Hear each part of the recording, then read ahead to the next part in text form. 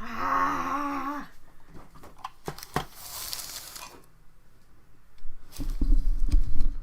You better work. Bloody mic.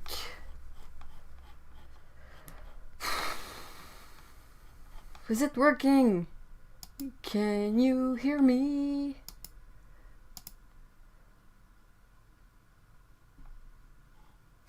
Ah, thank God. Ah. Oh my gosh. Yay. Ah.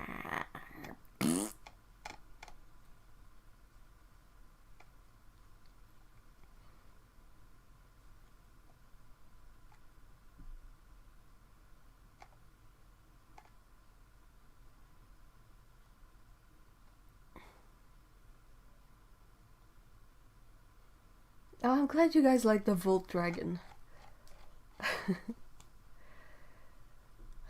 Yay! Okay, just half an hour late. We can manage.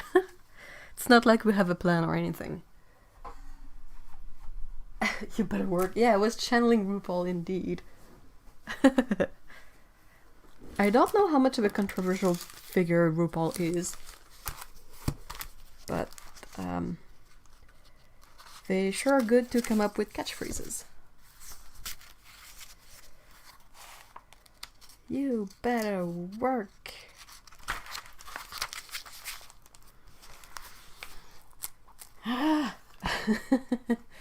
We could all still chat, so no worries. Oh, I'm glad. I'm glad you all get along enough to chat while I'm trying to fix things up. Like the software I use for streaming is called XSplit. And I don't know, I kinda wanted to fix a few things, and then it decided just to stop working. And to be all messed up.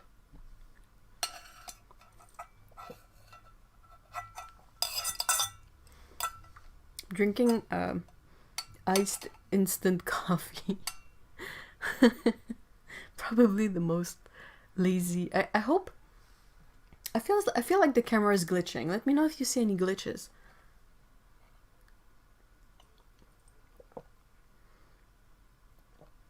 I'd be concerned if we broke out in fights whenever you weren't there. Me too. No, I don't use OBS. I used OBS before. But then when I wanted to set it up to have 2 cameras, it wouldn't let me.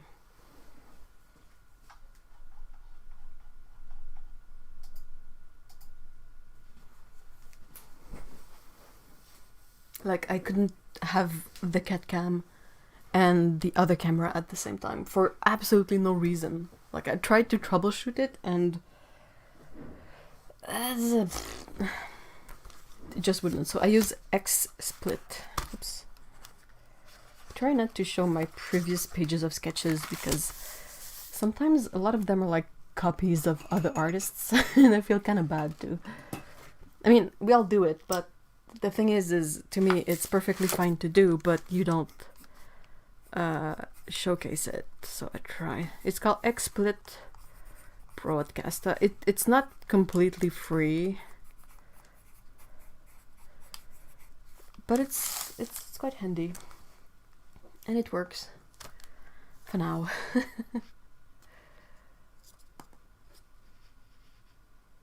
Yes, a bit of a second screen every few minutes. Oh no, why? Why?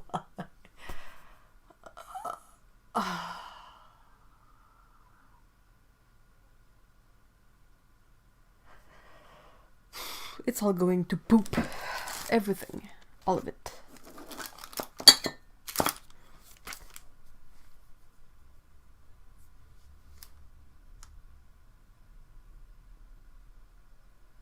I have no idea why it would be doing that.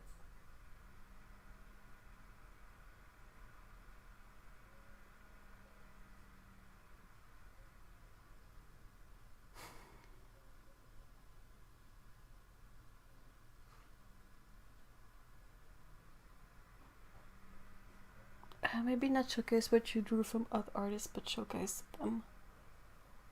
That could be a thing. Yeah, there's a bit of like a glitch. Oh, anyway. Okay, let's keep the glitch for now, and yeah, I will try to fix things for next week. I should definitely fix.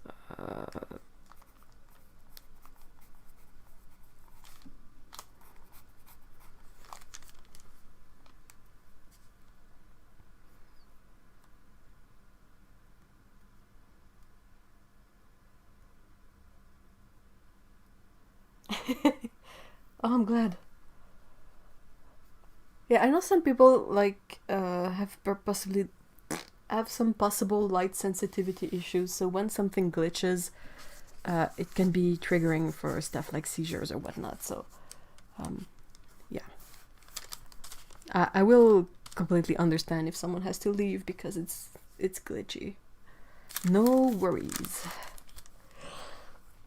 So, kind of feel weird asking how you guys' weeks went, because I think it's fair to assume that the weeks, everyone's week was pretty hectic, and yeah, it's at a point where whenever there's something new that comes up, my first reaction is to go like, what, really? On top of everything else? Like the last one was boop, boop, boop, was the oil spill. Just curious, where's Otto? Otto is lying down for now because she's afraid she's hurt her back. So let's all send good energy to Otto, and hopefully that her back will settle down. This is the coaster woven. It's you know, it's how you weave pot holders from loops of fabric. I don't really use those for holding pots, but I use them for under my water bowls.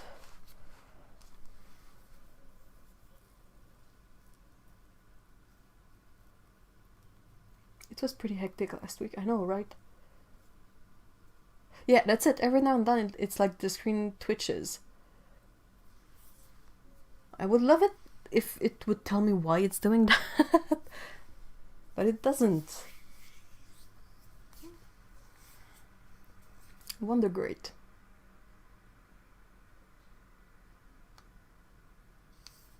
That is very clever with the coasters. Oh, thanks. I have two because the set I bought had enough fabric strings to make two. You will have to send her copious amount of pickle pics. Then I will. Lots of bright red colors and metal music to Otto. Ah, hi everyone. By the way, I haven't gone through the list because of being late and flailing around. But hi everyone. Yes, you are all welcome here today, and I'm very glad to be able to finally make this work. Last week, I'm glad my parents are not having to sell this stuff in the US. It's some pretty serious stuff going on. The only thing I would advocate now in this setting is to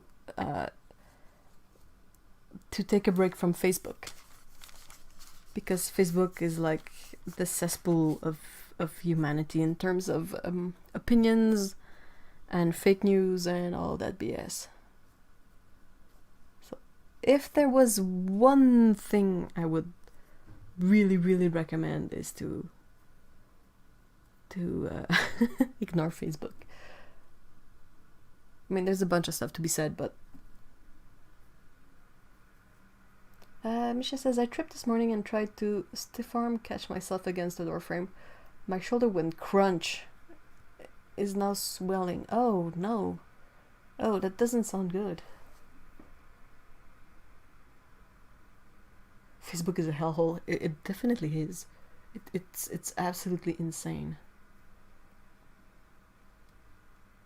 Ice your shoulder, Misha. Yeah, definitely. Anything that goes crunch is never a good sign. Absolutely never. Oh no. Can you? Is there? Okay, so I'm not. I'm not a medical professional. I'm not in the healthcare system or whatnot. But can you break a bone by slamming your shoulder in a wall? Is there a bone in there that is at an angle that you can break it? Probably. I mean, there are bones you can break everywhere. Hopefully that's not what happened. I really hope that by icing your shoulder, it will feel better and heal faster. Everybody please sit down and no more injuries, please. Yes! Ah! No one ever move again. Haha!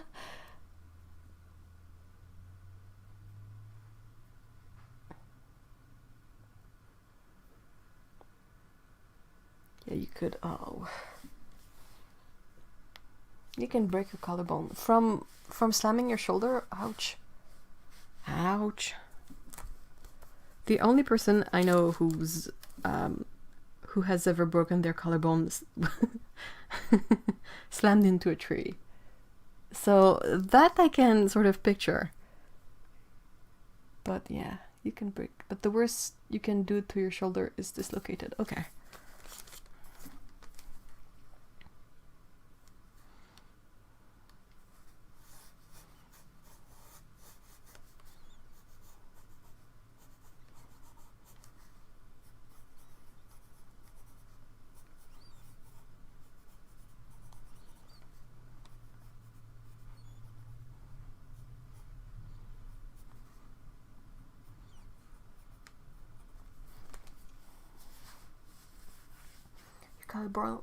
Your collarbone for one. I'm sure I probably should go to the ED to get it checked out. What is ED for? Is it the emergency doctor? My shoulder didn't hit anything and I don't think any bones broke. Well, hopefully, let's cross our fingers. When I was 8, my brother tackled me playing touch football and I broke my collarbone. Oh. Yeah, I slammed my collarbone on top of my bicycle steering thingy. Ow! Oh, emergency department. Okay. Usually the thing to ask is if you can move your arm. If you can't, there might be something broken, dislocated. I have a friend who broke a bone around here, around the elbow. It's a really teeny tiny bone. But I think it was the bone that lets you like do this. And she she basically fell over a bike, but really slowly. And she fell on her arm and it broke this tiny pivotal bone in there. And it was just so weird. Because she couldn't do anything and it was not a huge big break, but she had to have a brace and have rehabilitation and all that.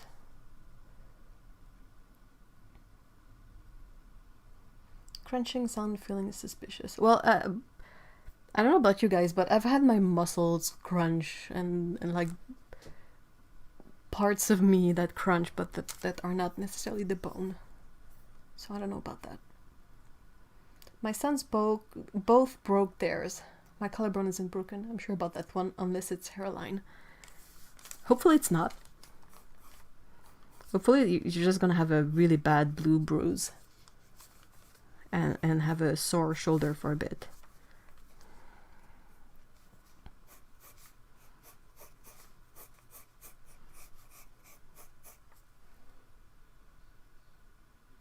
The wrist is such a bad place to... Oh, definitely. I think a wrist and ankle are really not great. Because there are so many tiny bones in there.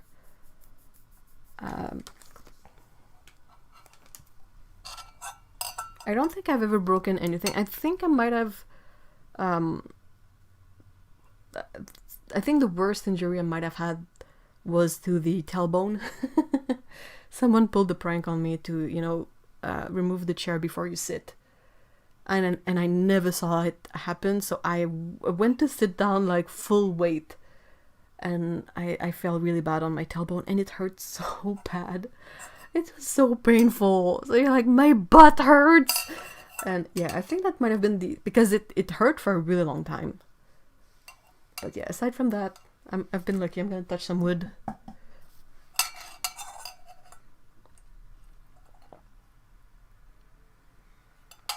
Holy smokes. Mikey, how long ago was that? Mikey said, my mom broke both her wrists in a terrible fall with my son where he cut his whole face against my fish tank. Bad news. Indeed. I hope that did not just happen. Most people have broken their toes without realizing it. Yeah, that too. It's so easy to slam a toe into something.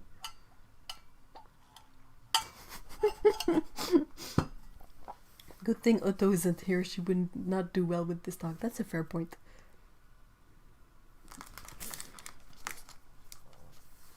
I butterfly stitched his face. I didn't want to take him to the hospital. Sorry.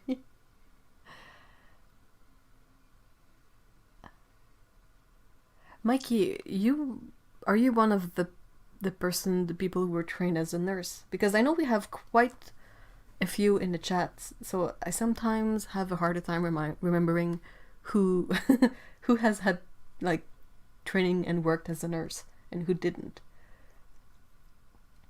Oh my god, I saw that happen to someone in reality. Not to sound horrible, but the moment, it was hilarious. In the moment, yeah. Thankfully, the person who fell on their butt was okay. Yeah, I mean, it is funny. But, man, I mean, you can fall on your butt and fall well on your butt and not hurt yourself, but I really hurt myself that one time.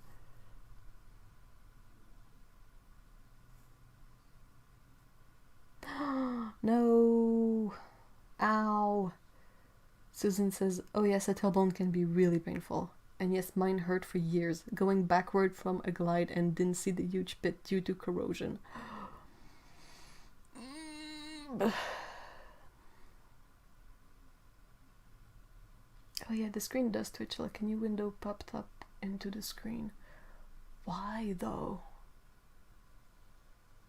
Oh, crud.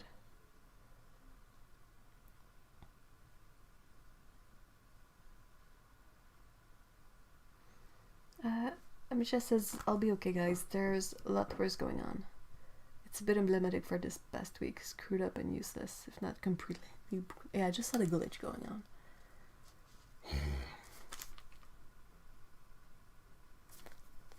If the glitch is really bothersome and you want to stick around anyway, you can just like hide the window and just listen to the stream for now, because I really don't know how to fix it and I'm worried I'm gonna just break it instead of fixing it. So I don't have a lot of patience for technology in general, so it might not be cute. Lindsay says, I unfortunately have broken quite a few bones and caused a lot of damage to joints due to sports. Most recently had my knee fixed last November. Oof. I am not trained as a nurse, but I'm really good with cats and butterfly bandages. Fellow tailbone fracture haver here. That took forever and still sometimes hurts. Now years after. Oh my gosh, I'm glad you guys know. You know the pain.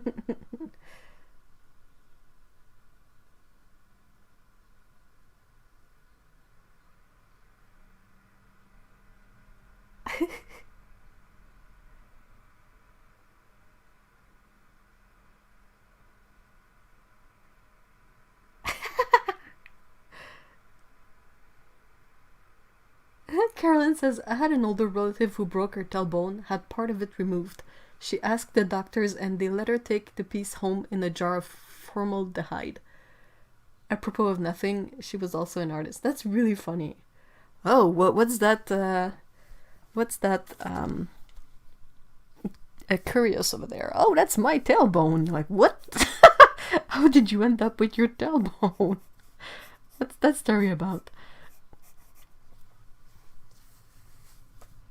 I got Happy Mail today from Ginger Snaps. Oh, she's not here today. Alex. Huh. Haven't broken my tailbone, but did have an abs. Ow, ow, ow.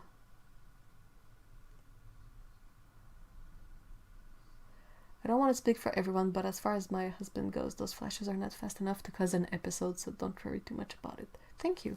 But yeah, I mean, if it's too much, I mean, you don't. I will perfectly understand.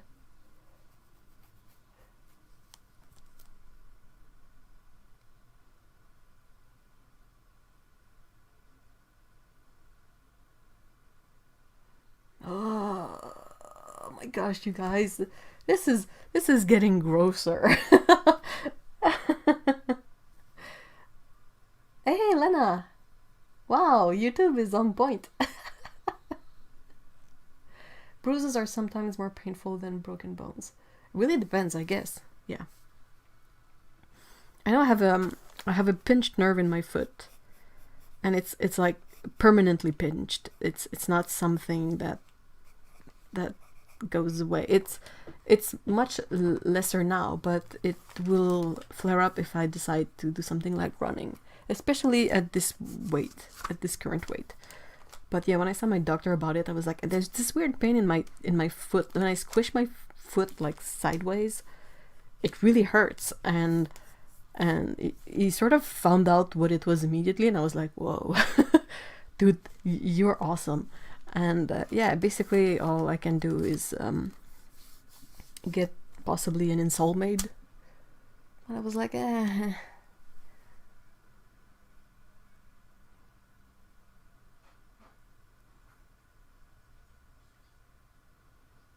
Oh no. Maybe we should change the topic, because if Otto watches the recording, she's gonna have a hard time. Hey, Okuni, hi! Hi guys, hi everyone. I know I said it before, but hi everyone. We had a really weird start to the live stream today, so I kind of missed the... it's weird, like I feel like I missed something. But I didn't have the chance to say hi to everyone specifically. Stupid, fragile human bodies. Ditto. Like, you're fine until you reach 25, and then, like, as if it was, it is, I guess, planned, but the moment you reach 25, it's all downhill from there, and it just never stops. Like, literally. Whee! And you always try to cope with it. Otto's going to see bumpy elephants everywhere. She is. I really don't like this comedian anymore, or at all, but Louis C.K. had a good bit about like bodies aging and all that. He was basically mentioning the time he went to the doctor about his ankle, and the doctor, instead of proposing a fix, was just like, well, if it hurts, you take painkillers and that's it. And Louis C.K. was like, what, there's no fixing this? And no, it's fucked up. You have a fucked up ankle now. Deal with it. XSplit is the software I use to stream, and it's the thing that gave me grief at the beginning of the live stream.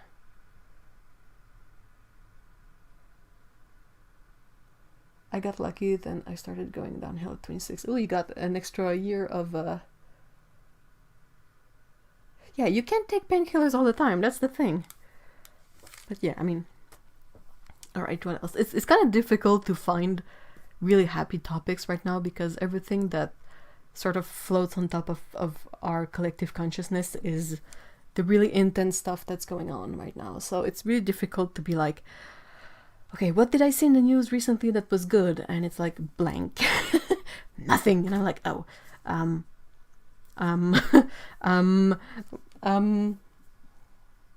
what am I drawing today? I have yet to figure it out. I guess I'm just warming up by doodling nonsense right now, but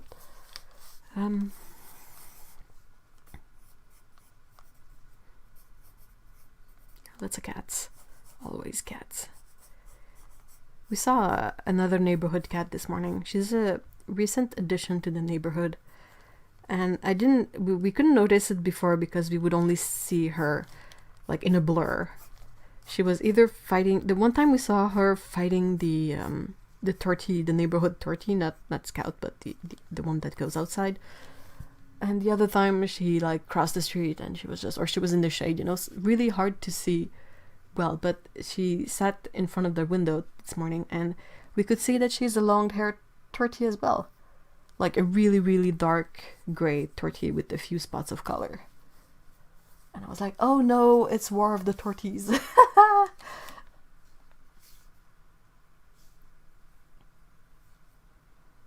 The beginning of June messed with a lot of software. Let's pick on software companies. We could always talk about favorite watercolor colors. Those are good ideas. I think someone wanted you to draw a cat knocking supplies off a table.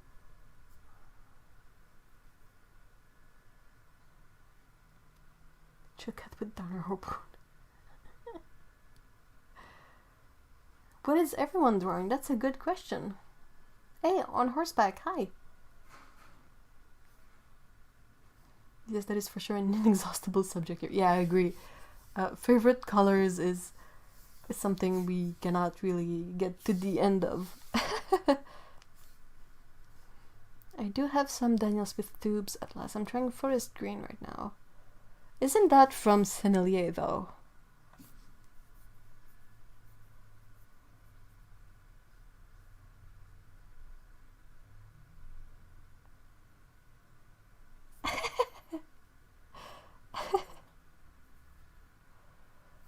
Prussian blue is really pretty. It's a really lovely color. It's a pain in the butt to mold and to make by hand, but it is so pretty.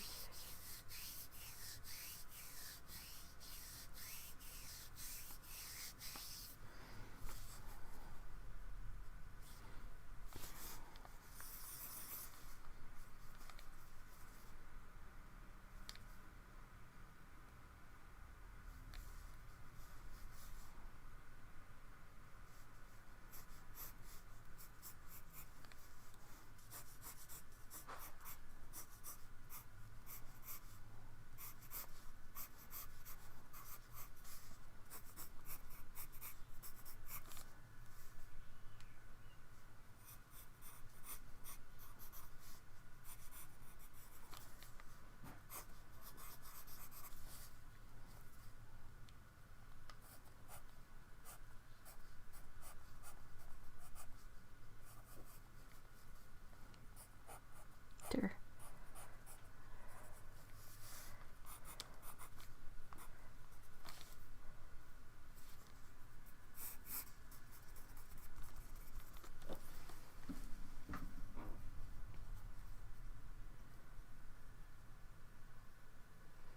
I've been making a palette with all my favorite colors from different manufacturer.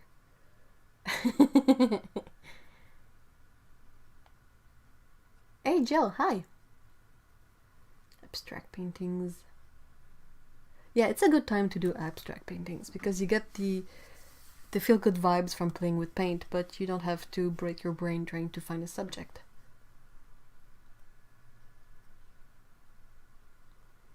A useful exercise for drawing is drawing really fast stick figures, all in weird postures.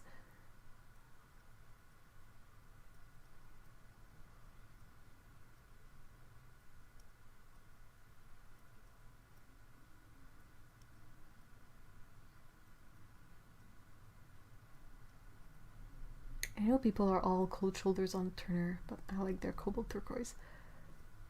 I don't think they're bad paints. I think my only beef with them is that they tend to dry a bit crumbly, so it's kind of not super handy to have in a palette. Amazonite is a really nice sort of tealy color that is fairly transparent. I don't know how light fast it is, but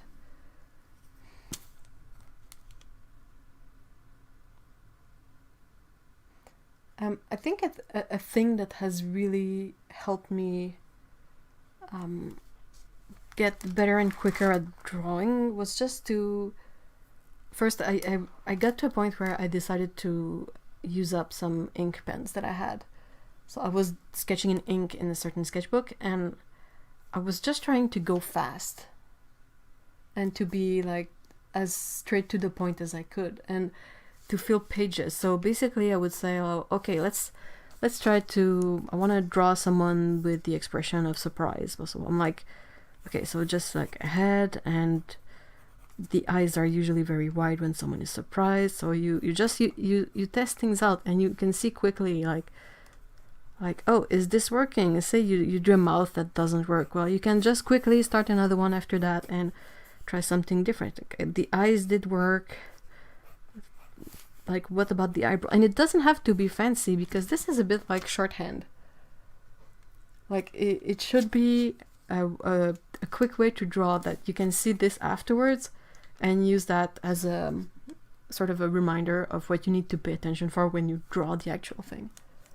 So I would just, fill pages and pages and pages and pages of stuff, and that's how I became really more comfortable with drawing expressions.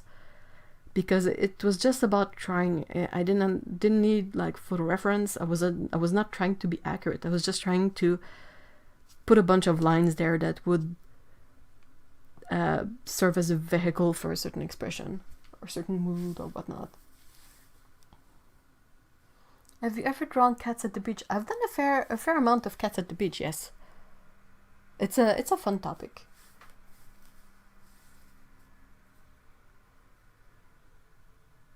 Oh, manganese blue is lovely. It's such a shame that it's no longer available in large amounts for the genuine pigment. Because there are some pretty nice hues, but they're not quite like the original thing.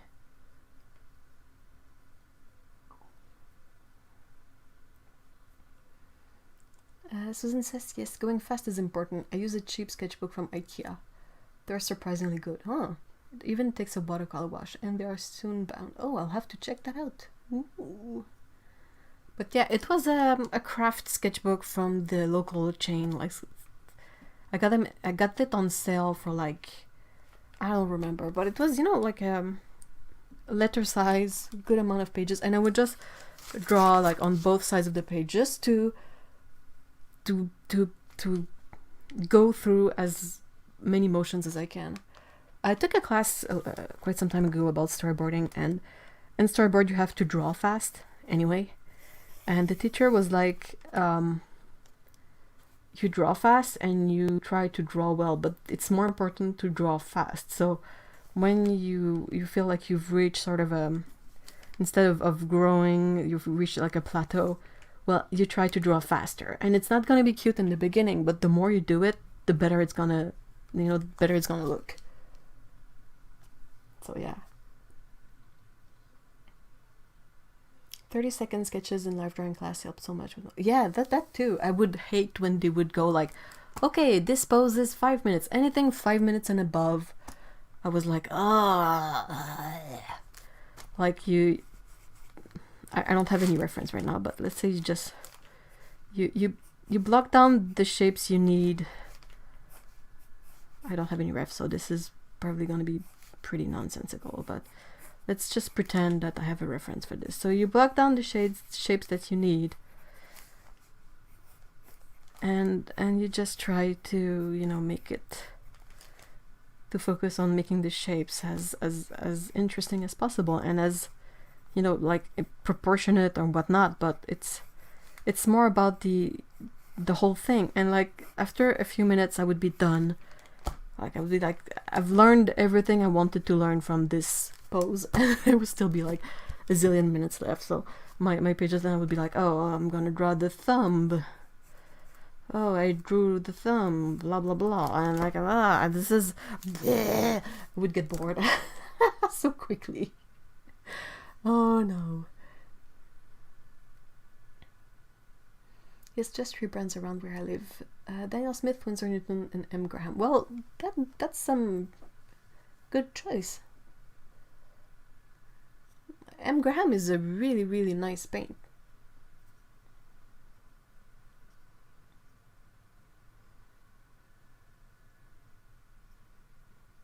I think one of my favorite paintings you ever did was the one with Pico and Scout making paint. Aw, thank you so much.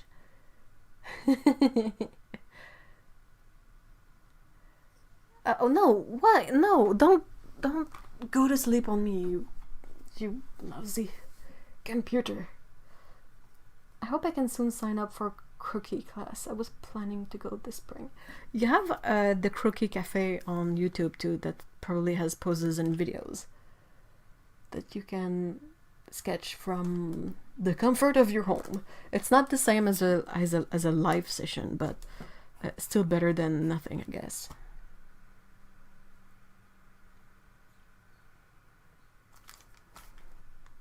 But yeah, I used to love when we were doing like 30-second poses. Like you have to get to the essence of the pose so fast, and it's so difficult, but it's fun. Like you don't get bored. You don't have time to get bored. You just have to draw.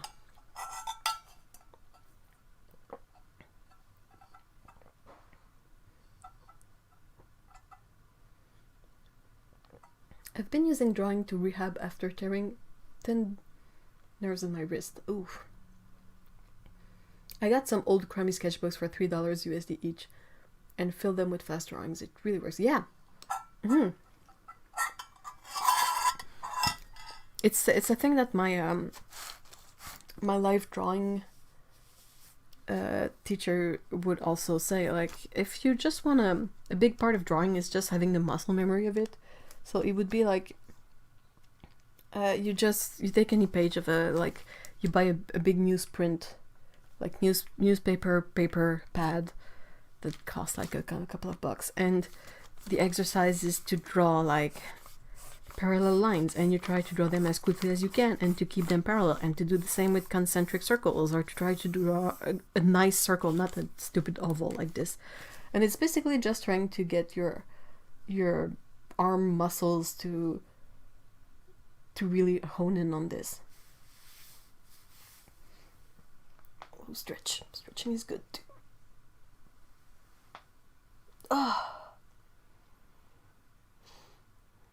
My prof would always say you have to cut in the details. It never helped me till I started studying a life drawing. Yeah, the details are basically the last thing one should. But it's really difficult. I mean, sometimes it's the details that appeal to us, like the eyes or the face or whatever. Have a good lunch, Phoebe. Also, I pull up Peter Draws and try to draw what he sounds like. That sounds funny.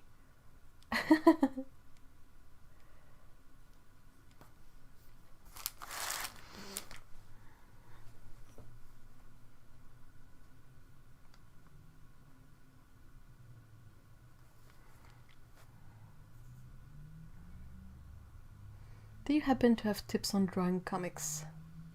I might have an idea, but I don't know how to start. Oh. Do I have tips on drawing comics?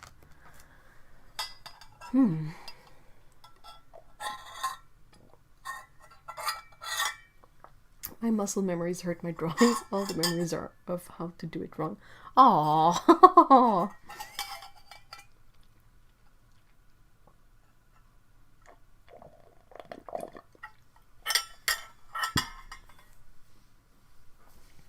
Okay, I'm thinking comics.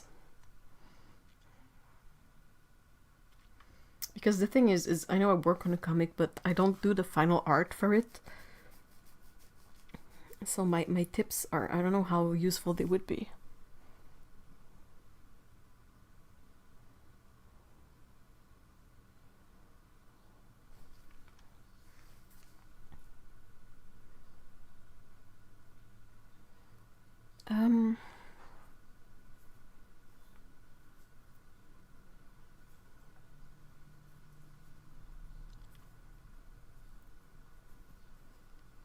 I really don't know. I'm trying to think of things, but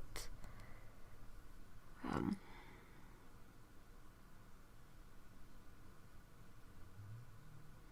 think that the basic tip I would maybe give is to try to make it something that you will enjoy drawing.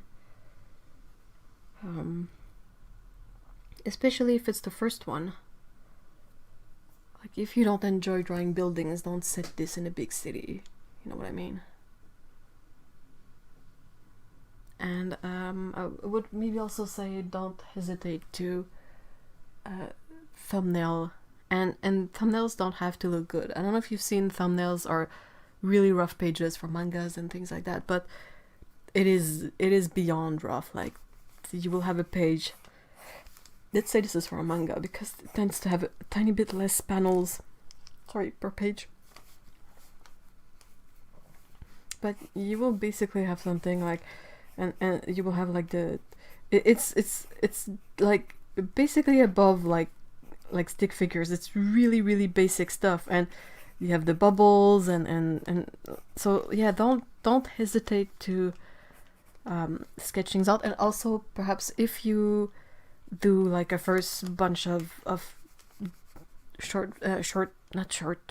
the word I'm looking for, sketches, but like layouts like that, let it rest for a bit and then go back to it, or show it to someone who's also an artist that you know, just to see if it's working as intended. And having a bit of distance will help you see if you are repeating the same layouts, or if it's missing an establishing shot, or stuff like that. But yeah, I'm not I know more about storyboards and all that, so that's kind of what I bring into comics. But if Mr. E wasn't there to help with the one we're currently making, it would definitely be either not exist or be terrible, because it helps that the two of us can bring in input on this.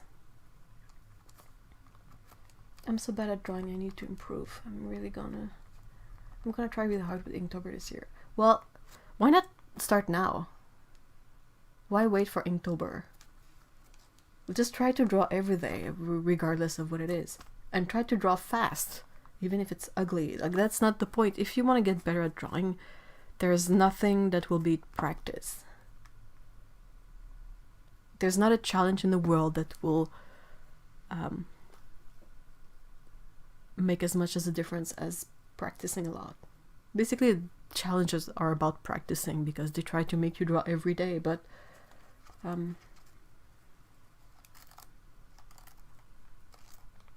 Becca Hilbert, oh, I'll have to check her out. I've been looking for fellow sort of watercolor artists, but that have more of a illustration or comic approach. I know that Jared Cullum also has made a really nice comic all in watercolor. My tip: draw as little as possible to get your point across. That's a good tip. That's a that's a better tip. Yeah, Scott McCloud has written books about making comics, but I mean, I'm a bit on the fence. I'm pretty sure that's good advice in there, but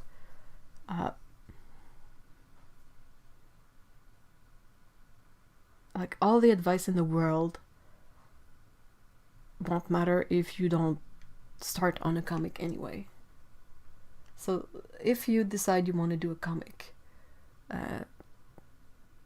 just possibly try an approach where you know you're doing this to learn. That sounds silly, but I know that a lot of people, they will wait, like they have this story in their head that is sort of their baby and it's their cherished story, and they've had it for 15 years, and now they're like, I want to make a comic of it, I want it to be awesome. And that's kind of a really high bar to set for in the beginning. So you could be like, you're better off saying something like, I want to make a comic that's about a person going to the store and finding a kitten. Well, that's possibly a better start. It's going to be a few pages at most, and it's not too intimidating. You don't have like a full world to create and the lore of everything to create. You just have like this really basic setting, and you can make a few pages, and it can be a few pages sketch. You don't even have to make it final, but I feel like doing sort of shorter exercises are possibly a better way to to learn and upgrade your skills, if that makes sense. Oh, I will try and practice now, but I've never finished Inktober. Finishing Inktober is really hard. I cannot do the repetitiveness of it. Research should not become procrastination. Oh yeah, dude. Hey, Paulo, hi. It is really dark outside today. I hope it won't be like as well. If it's a rainstorm or a thunderstorm, that's pretty cool. But I really hope we won't lose the the power. That would be the cherry on top of the sundae.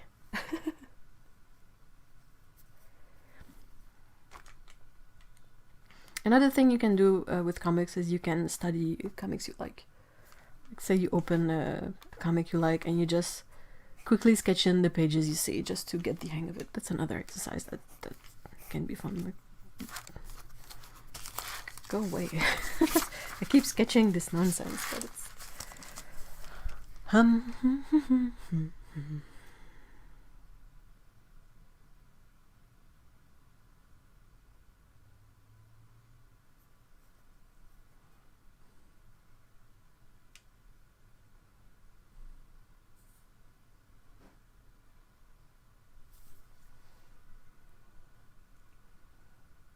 So speed rather than accuracy.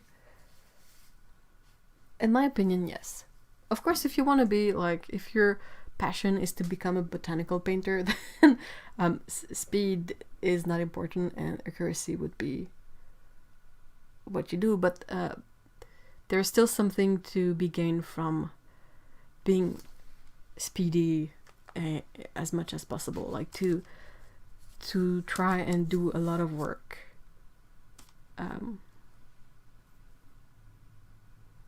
Instead of making it a big production, like you do a lot of practice pieces, if I can sort of, if that makes sense. By the way, recommendation of the week. Last week I drew along with Montreal's bird feed class, and it was fascinating and very helpful.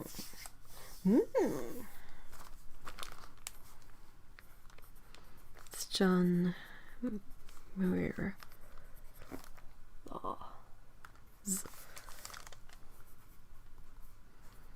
Bird feed. Is it a free class or is it a paid class? Do you lovely people have any new discoveries recommendation?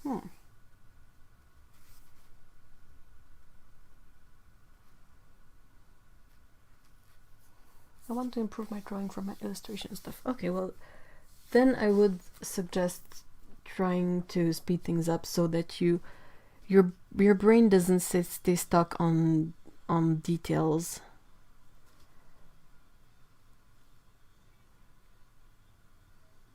And possibly to do studies of things, but yeah. It's a free class on YouTube. Oh, yay. That guy is really awesome. I need to check his stuff more. But, yeah. There's not enough time for everything in the day.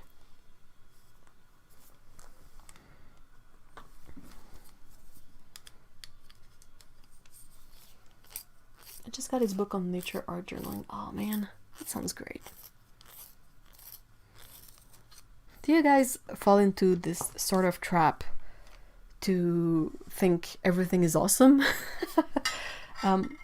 I would explain this in a way like, say you see someone really passionate like him talk about like art journaling, and his approach is quite realistic, and it's really communicative, and you get caught up in this energy and this passion, and you're like, oh, I wanna do like him, but it's like absolutely not your style. So it sort of falls flat, and then you stumble upon someone else who has a different style. And let's take Jared Cullum and his squash work. Like, oh my gosh, the broad strokes, the energy in there, that's amazing, I want to do that too. And you get super focused on that for a while, and then still not really, it's not your thing, it's someone else's thing. So falls flat again, and you sort of hop on from one thing to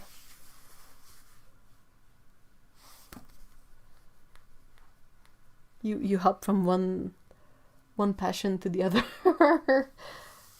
It is awesome and thick, and I spilled water. Oh no! I hope it was clean water. I mean, it's gonna dry a bit wavy, but it's gonna be fine.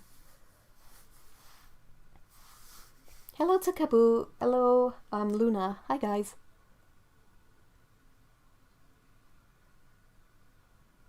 Your phone won't let me mention you. Oh, that's silly.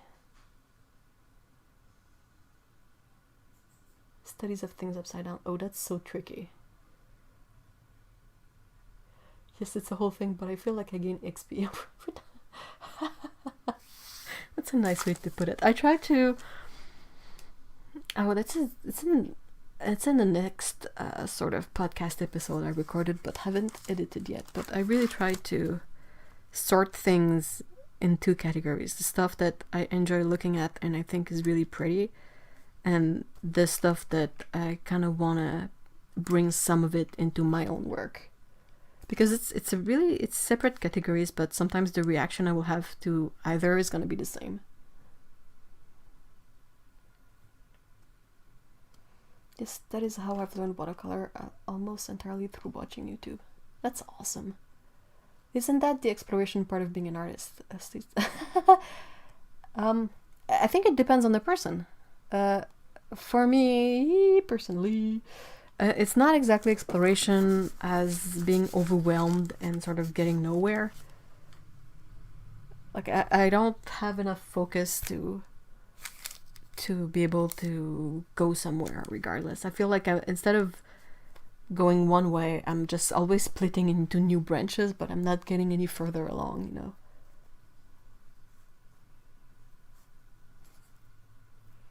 I think hopping from one to the next is just how we find out what we like, the good things we keep and the others best. Yeah, I think you're right. I can only talk for myself, but I know I had to sort of realize that and be mentally aware of the things that like the difference between, like, it's all things that I like, but there are things that I like and it doesn't go beyond that, and there are things that I like that I want to bring into my work. So I have to separate both, because otherwise I sort of use up all my energy on both, and it's kind of pointless to spend so much energy on the stuff that ultimately I just find pretty. That will always be pretty, but that is not necessarily something I want to bring into my work. So that's just weird. I also really like, oh my gosh, I'm gonna, Janina Zlatkis. That's what I love about art school. You are exposed to so many different people and style. You do not have to go to art school to be an artist, for sure, but I think it does help you find your voice easier. I would disagree with that, but yeah, I think it's a matter of experience. But from my personal experience, it's not that, I don't think school has helped me in that sense. I know the name John Muir from the old Sam and Max adventure. Their mechanical animals sing about him. If there is a there is two sort of the John Muir. I think one was one is more of a historical figure, and the other one is an artist who teaches classes in California, I think.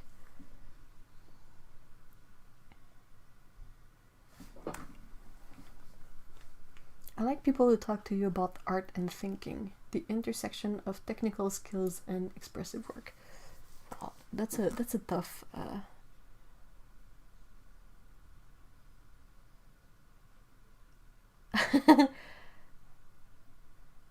Your anti-shoulder line trick from a couple of weeks ago has been super. Oh, I'm glad.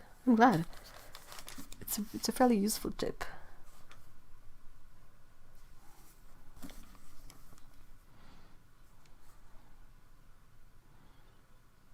Should I repeat it? Perhaps I should repeat it. But it was about, like, let's say you want to draw a figure, and you don't exactly know how everything, like, below neck works out. It can be difficult to build it up, but if you know the kind of basic gesture you want to make, Like, let's say the person is sort of has their hands in front of themselves, a bit like this. Well, if you know that, and you can sort of draw the hands first and the body, so you have the hands, and you basically know like the shoulders are around here. You can sort of figure out the arms by tracing a line from shoulder to the hand, sorry. Same for the other one here. Let's pretend this figure has a torso. And then you know that halfway and perpendicular to this line, the elbow is going to be somewhere along this line. So then you just got to figure out the proportion, the length of the arm, and you can sort of... Might not be like the most anatomically accurate setup, but it's a good way to figure out the pose and try to keep in mind silhouette and all of that.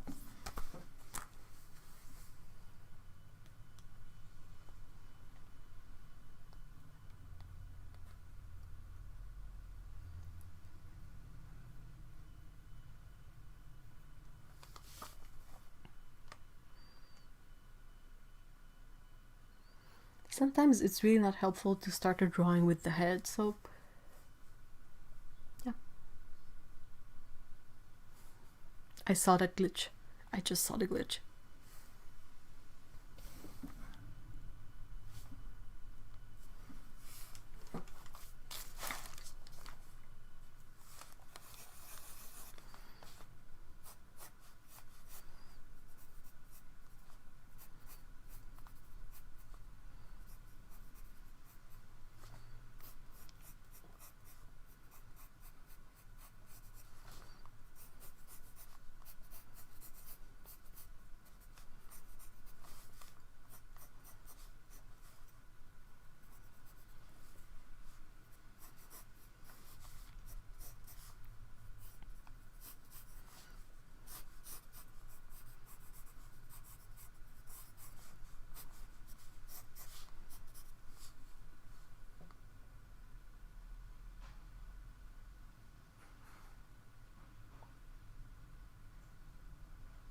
No, Zukabu, you missed the whole mess in the beginning about my computer acting up and the streaming software being a pain in the butt.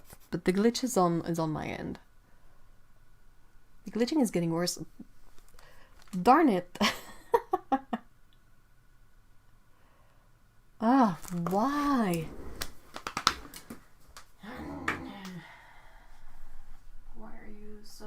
Crummy, why are you so crummy?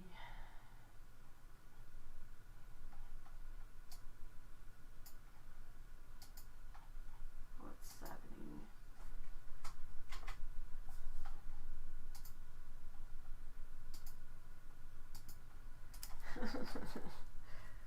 I hate you.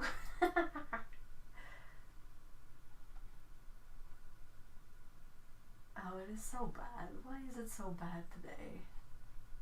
I can't see the chat anymore.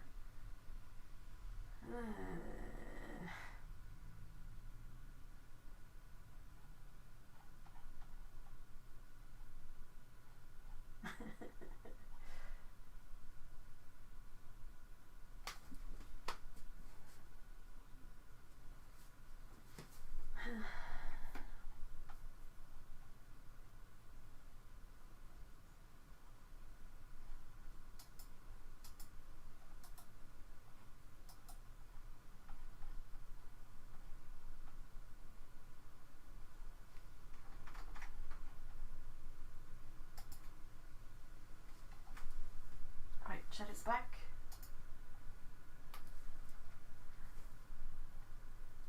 Oh well, anyway. I'm not gonna touch it anymore, okay?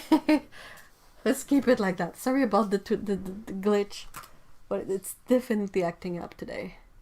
Technology can smell fear. Oh my gosh, it sure can.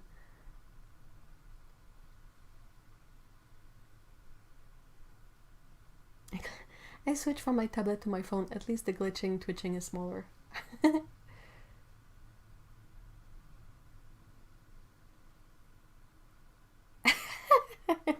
Oh no, Nicole. Hey, Barbara. Hello. Hello, Barbara. I have a desktop computer. So mine is a desktop computer and is completely acting up. Pain in a butt. So yeah, again, I apologize about the glitch. If it's too bothersome, I completely understand if you have to go because of like seizure or other problems. I really have no idea how to fix it. It's just completely messed up right now. I tried to look into it like 2 minutes ago, and now my main screen is frozen, so I'm not gonna risk it. I'm just gonna be like, okay, do your thing. Not touching that.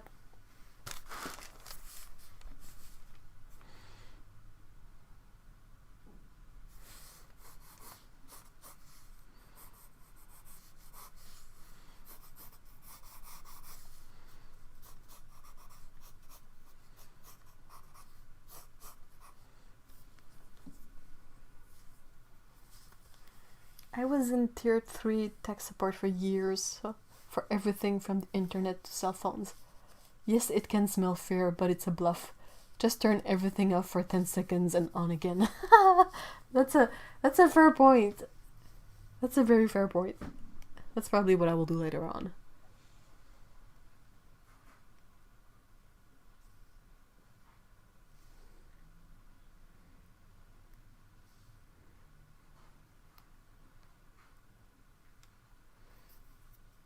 I have a PC.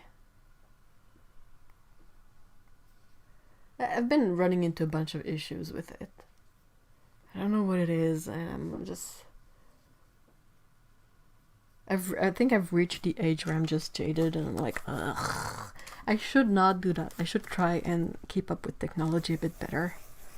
Because I don't want to start boomerang too soon, you know? But sometimes it's just so weird, like something will work perfectly fine and you change nothing and then it doesn't work and you're like, how am I supposed to figure this one out, you know? Like if I've installed something new and then it stops working, like, oh, okay, I kind of know where the issue is. Sorry to ask an obvious question, but is everything securely plugged in? Well, I can always check. I mean...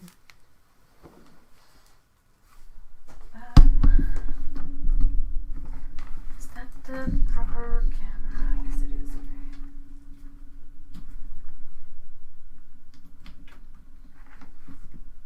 I can't see if it has worked. But I unplugged and replugged the camera. Like, is everything all broken now? Thank the gods, what version of Windows? 10, as far as I know.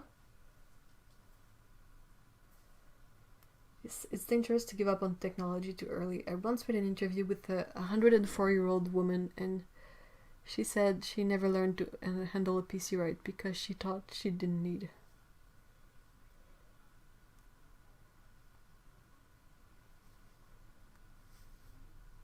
Oh no, it has reset everything.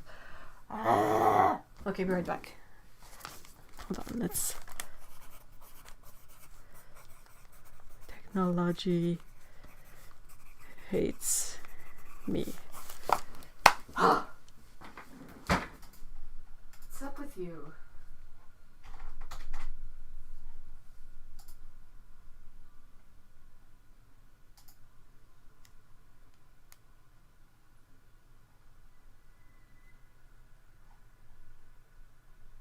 What else is acting up? Okay.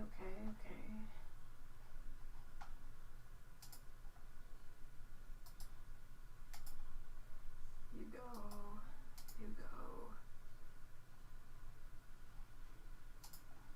Okay.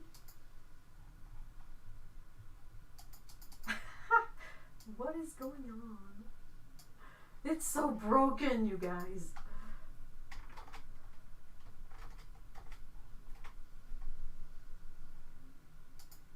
Okay. Okay, that works.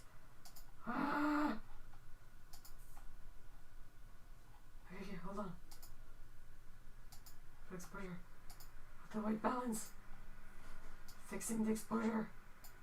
Okay, okay. Oh, it's back. Oh, it's glitchy again. Piece of trash. No, I'm sorry. The best computer ever.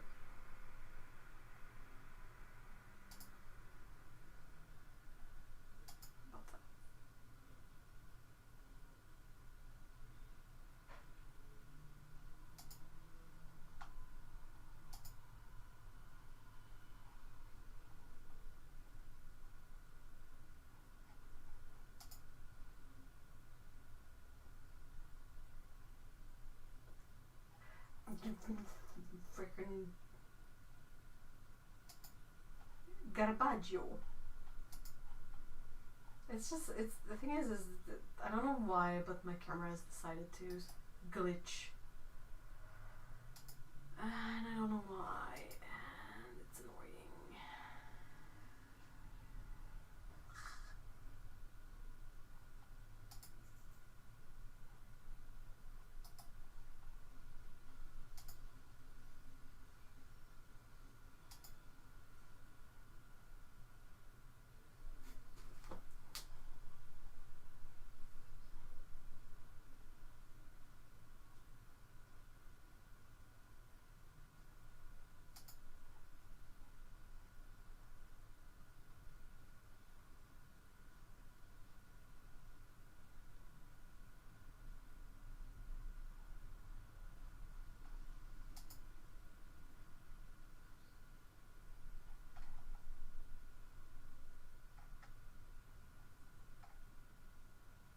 Hey Steve, hi guys.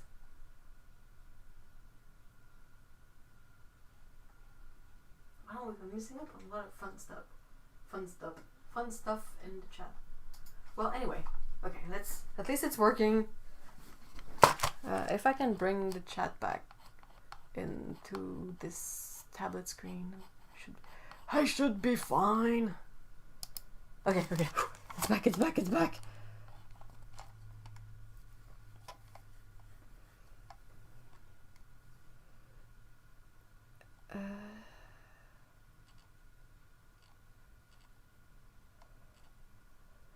Hold on. Maybe it's not the computer, but the cable going bad. That's definitely something that could happen. Though it would have decided to do that all of a sudden. Oh, I don't know, Patricia. I forgot to... I wrote a note and I forgot because, yeah. I really need to do that. Probably a software update or a bad certificate or something stupid. Or something is out of date. Is it the camera? Otto! Oh my gosh, how is your back?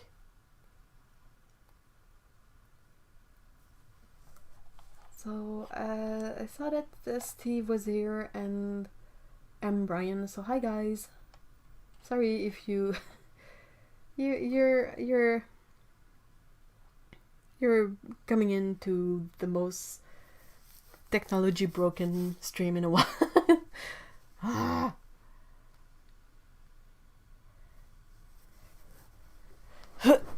Hold on.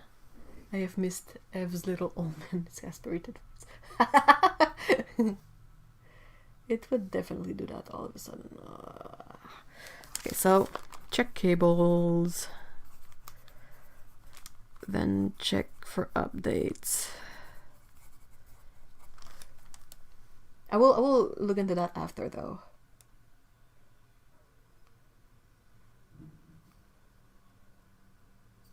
Still flat out on my back so I can tap. Oh no.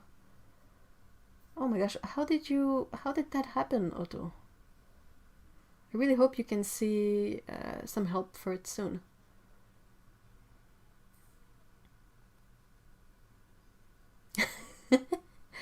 Ah, you have bees!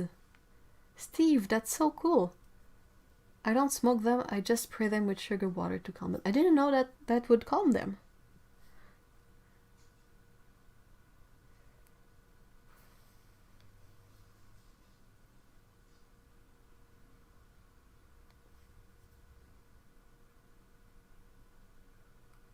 what exactly is it doing? It's just that the for some reason the live stream has a glitch every once in a while. So that's something you be careful for that, Otto. I know that the glitches are not quite your thing. But yeah, there's kind of like a glitch, literally, in the video, and I don't know why.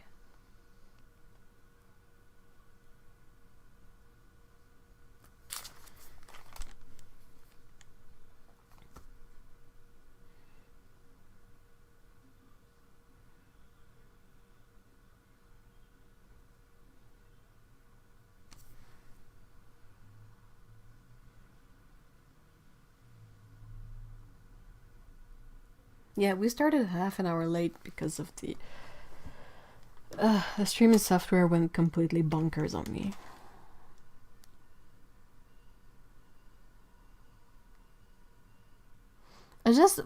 Okay, it happens because it happens when I open up the software, and I open the software just for the streams, but still, it's always, you know, the times that I load up the software early on, and I'm like all in advance.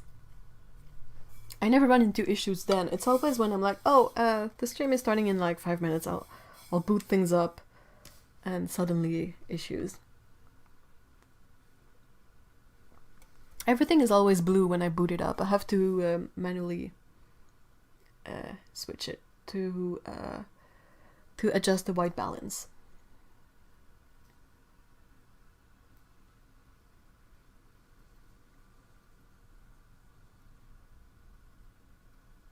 I think it might be like the camera that's causing the issue, or the software. Because it was fine like a week ago. It was fine, I think, before everything jammed up earlier on. It's not the monitor because it only happens in the stream window. I don't think it's the internet either. How often do you restart the PC or shut it down? Daily. I always shut it down when I go to bed. I don't want to give you work though, Barbara. I can fight with it later on. I want to find something to draw because I felt a bit masochist today, I guess. But I fished out my Sakurakoi, well, the petit color, which is, I don't know if it's the Japanese or the Chinese version of the Sakurakoi set, but I fished it out and I was like, I want to try these on cotton paper. Yeah, that's what I'm talking about, the glitch. Sounds like software. It could definitely be. I might uninstall and reinstall the software later on. Because that's what jammed up earlier. Like, it was completely not functioning, not loading properly. Miss my granddaughters being able to come by and fix my texture. Aww. How long has it been since you saw them, Steve? Did you take the blue pill or the red pill and Morpheus? I took both. That's why it's all messed up. I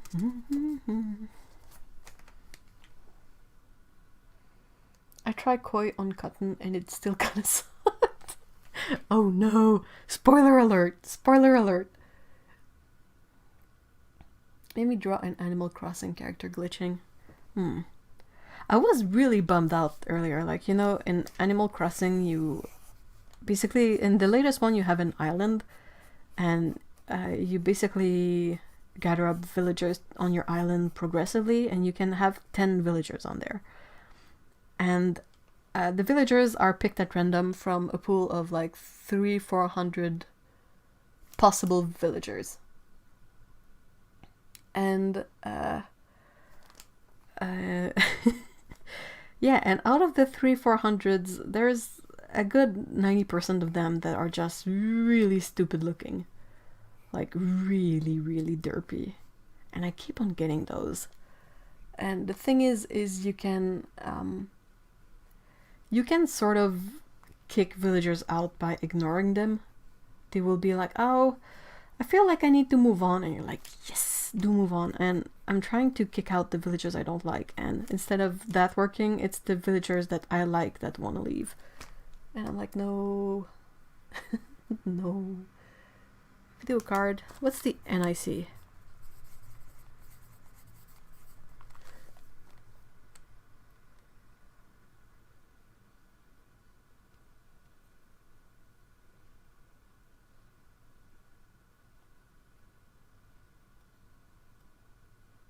Is that not like putting ketchup on a Michelin star meal? A bit! But you know, a burger needs ketchup. Michelin or not.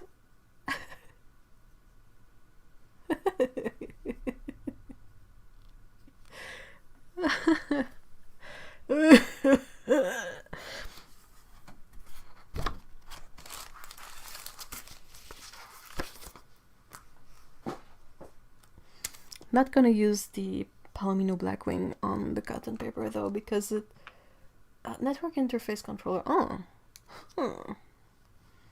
This is not a good pairing with cotton paper.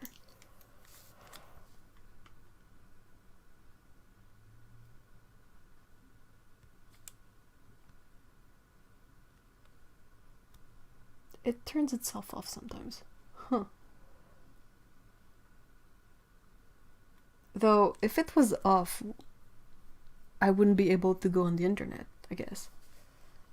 At one time I thought Koi was good paint, not so much anymore. I still use it now and again just to change things up. Yeah, I mean, if you need color and you're traveling and you don't want to bring paints that you will be sad if you lose, this is a good set. And the boxes are nice. They have neat boxes, the Sakura set. Like, I kind of like, not this tray is flimsy and ridiculous, but I love this. And I was like, I need a reminder of how crummy it is. Your overhead light isn't on. Your sketchbook paper looks yellow. I don't have any, I have 2 lights there. This is a good technology fail day. This is brilliant. Nothing's working. Nothing!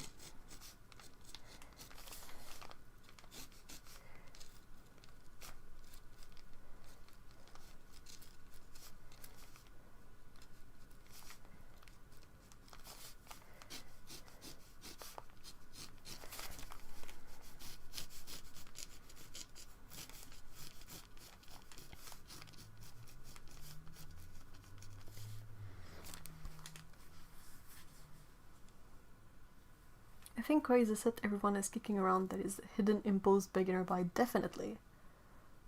Dude, that was absolutely a beginner buy, because I was like, oh, a cute little set, and I mean, other Sakura products, are quite nice, you know, so you don't really think that these are gonna be this bad. And you're like, oh, cool, and it's not too pricey, and it's portable, and then you try the paints and you're like, oh, okay. And eventually, whenever you try like professional paints, that's when you go like, oh, okay, oops. They're kind of pricey though. I don't know why.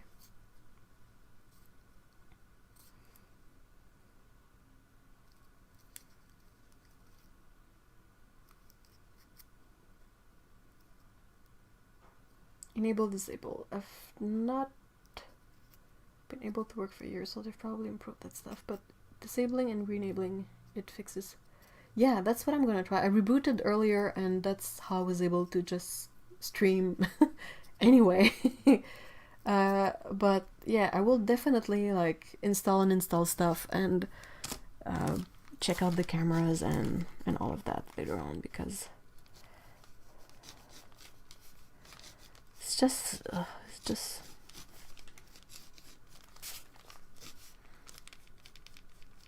we always end up having arguments in here about Mr. E being like, oh, you should absolutely reformat your computer, and I'm always like, no, I hate it. It never solves anything, and this is terrible. I have to reinstall everything, and the moment I reinstall everything, it's all borked again, and it takes forever, and like maybe he's right, but I'm still gonna argue against it because I hate it. Dear technology, there have been more than enough problems this week. Please comply. Dude. Yeah.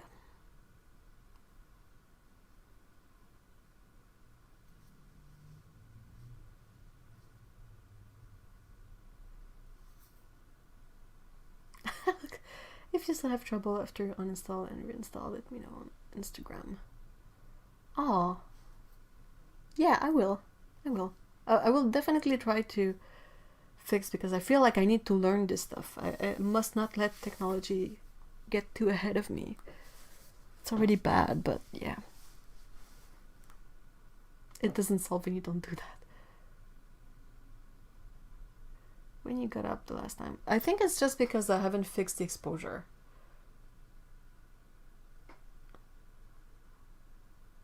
Is it too dark? Is it still too dark? Doesn't look too yellow on my screen though. Oh, the stupid glitch from hell. Let's hope it won't break again. Please don't break. Please, please do not break. White balance. Exposure.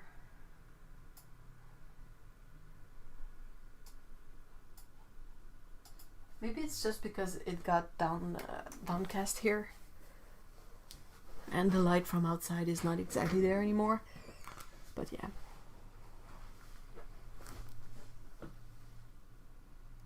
I had a kid call and say he thought he had a virus, so he deleted his entire C drive. Oof. Ooh, that sounds painful.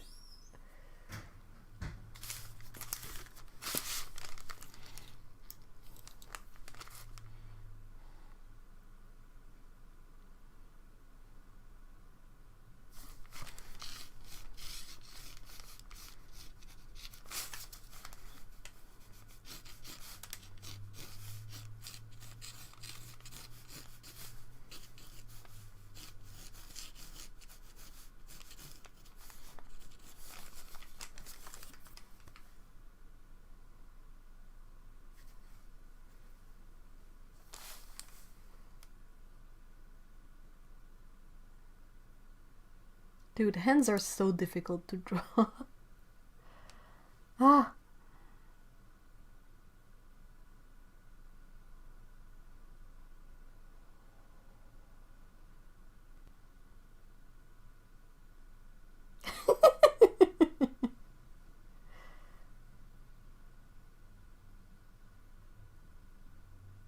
Never delete your C drive. That sounds like a terrible idea, honestly. And I'm glad that you're enjoying the paints, Misha. I'm so glad I was able to find them a good home, because, yeah, I mean, I kind of ended up with quite a few sets of those, and it's always a bit of a challenge to find good places for them afterwards.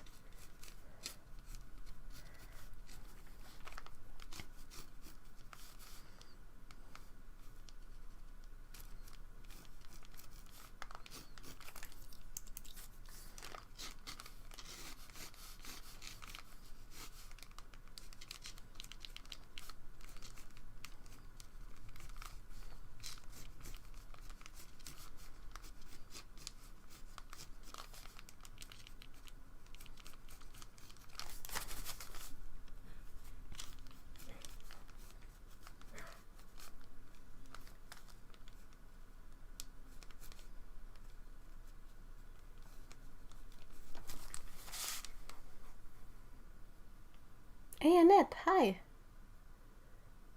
It's my first time joining the live stream. I guess I picked the perfect day. Oh, we're having so many issues today. It's like a baptism, a live stream baptism of fire.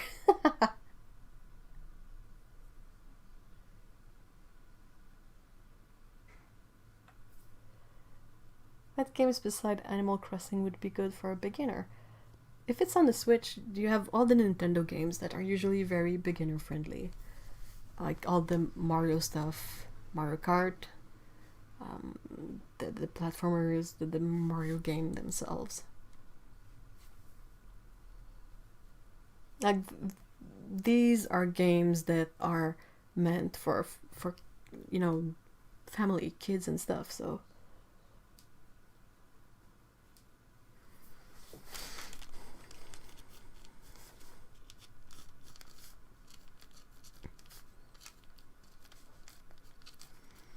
this is me trying to draw a gerbil from memory.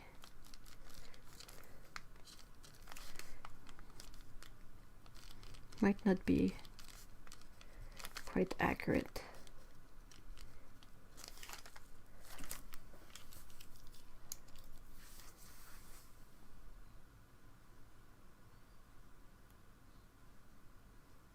We're mangling your name in it. Typing is not always easy, but yeah.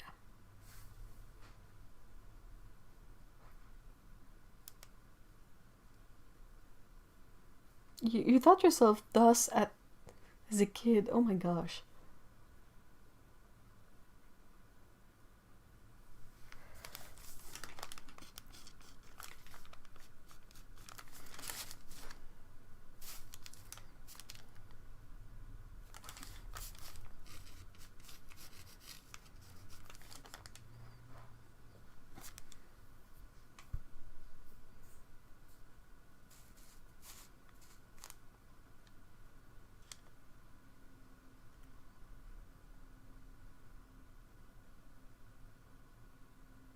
They have tiny T-Rex front arms. Oh. I guess I drew them a bit too long.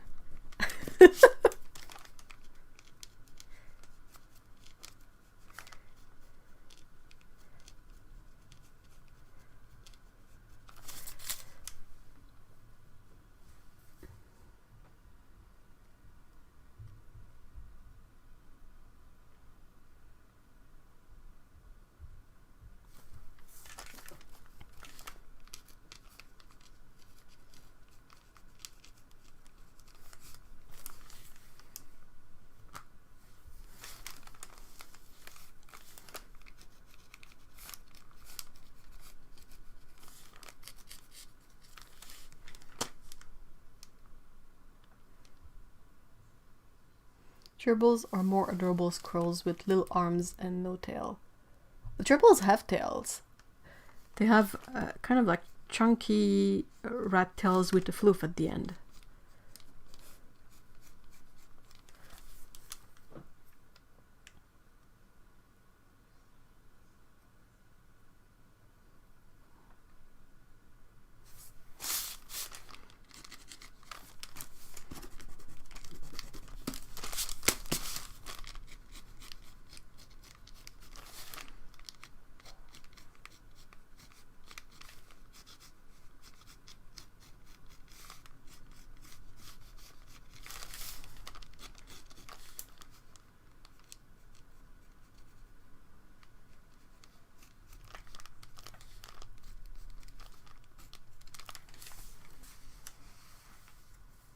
Oh yeah, they don't have the floofy tails.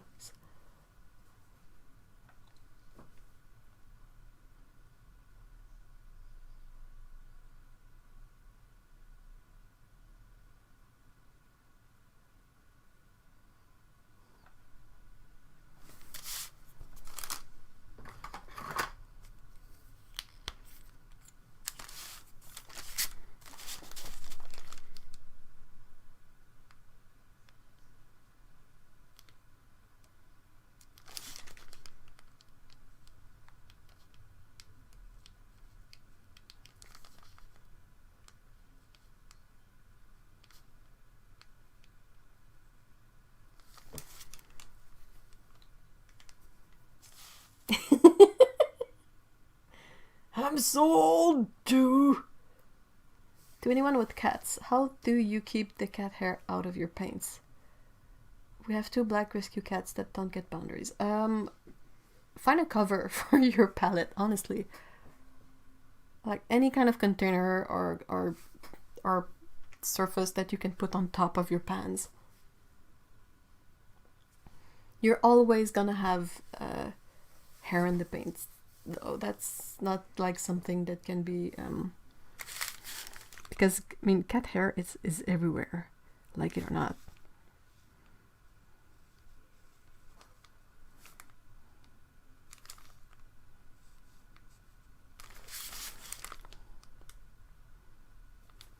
You know how guys, how I often mention Kitten Academy? They have a cat mom right now that is really cute and really funny. She's a bit like Becco. She's an orange and white cat, but she's a teeny tiny thing, and she has like 7 kittens in her belly, so she looks like a catermelon. She really a tiny cat, huge round belly. And she's kind of really funny at this point because she's gonna have the kids soon, but not there yet. So she's basically just holding around this belly of kittens, and it's really funny.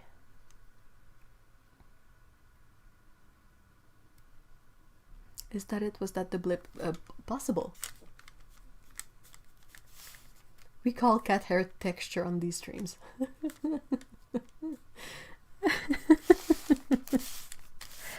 Pretty much.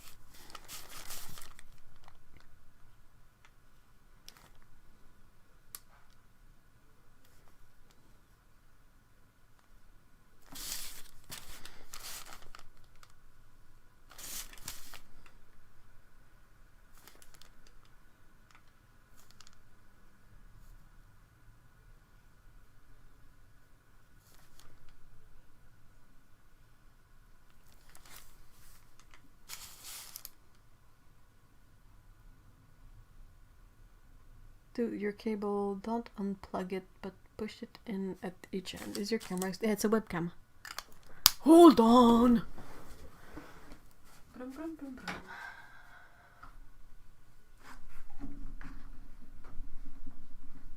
So that's one end of it.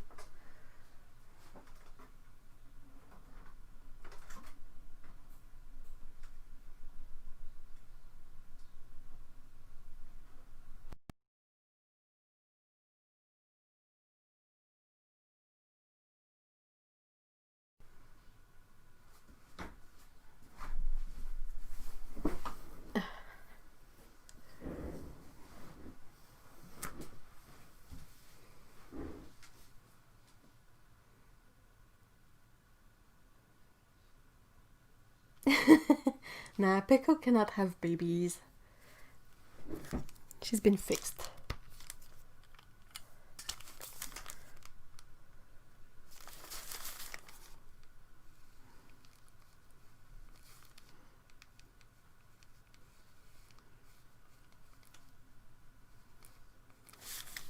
Life is so much more fun for using silly voices all the time.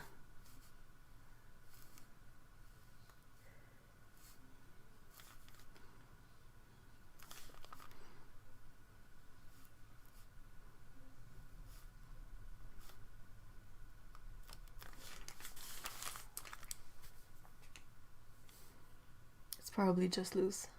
I'll check it from wherever it's plugged in. Yeah, I'll definitely check it closer later on, because I kind of had to plug and unplug plug and unplug the cable of the camera to get it to work. So maybe it's an issue with the cable, and if I can't really fix it, I'll see if I can. Thing is the way it's set up is that both my webcams have extension UBS cables because the cable they came with doesn't get to the computer. To the painting table to the computer, it's too far. So I had to get extension cables, but that's possibly where the issue is.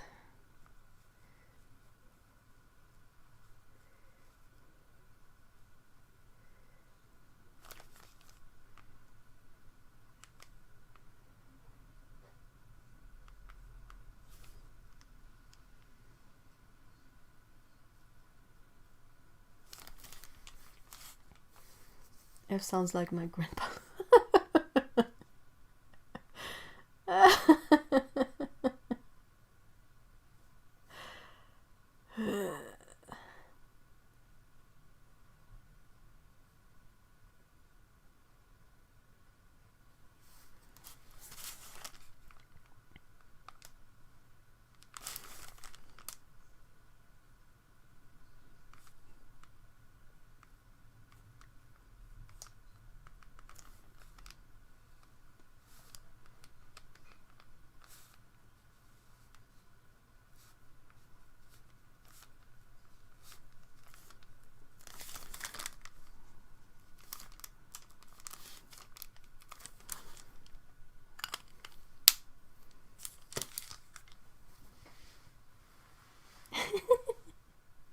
Oh, you should get a new cable, swap it out. If there's no change, the port might be dying. Mine do that all the time. Ugh.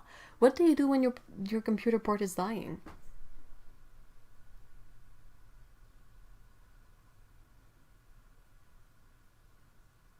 It's always good to have a spare cable.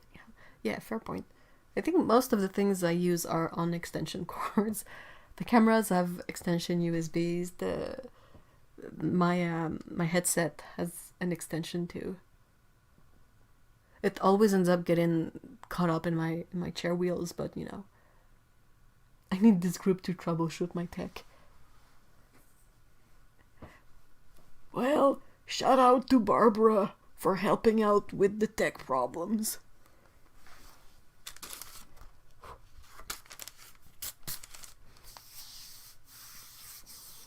Let's drink some water.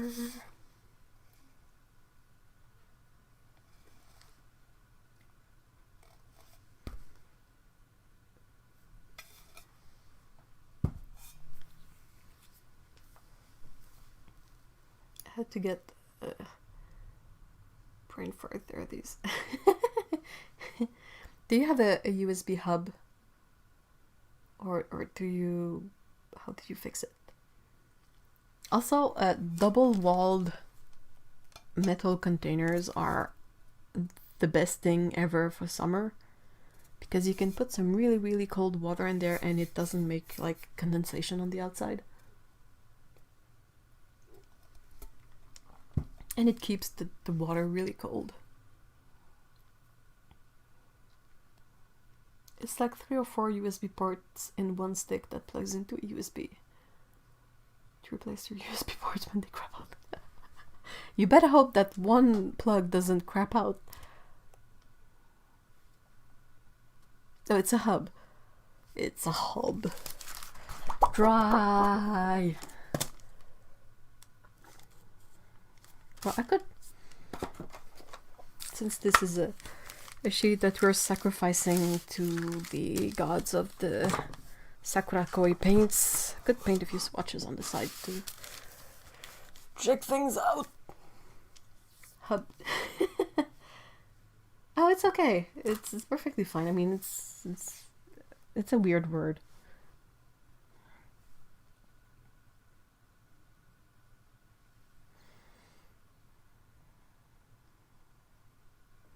Let's find a good brush. Oops. Okay.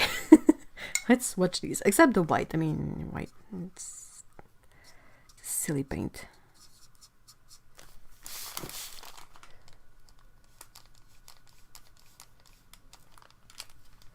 Like, that doesn't look too awful.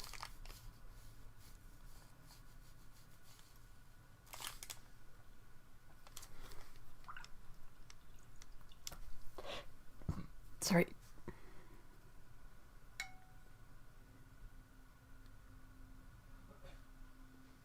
Tech channel on Discord. I used to be so smart. Oh, you still are. There's a thing, like people who think cilantro tastes like soap, where they can't use stainless steel containers for water because it tastes like metal. That's me. Oh no. I don't know if this is stainless steel. I mean, quite possibly. What's it made of? Does it say? It says it's BPA free. Yay! Nope, it doesn't say what it's made of. But I like it. It's 20 ounces, so it's huge.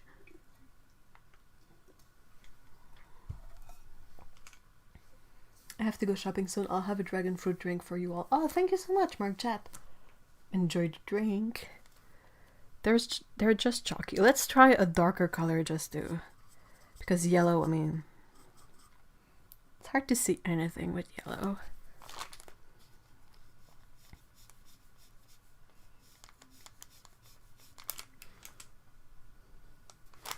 I mean, they're definitely not the worst paints I've tried, because the worst paints I've tried were the PBO ones.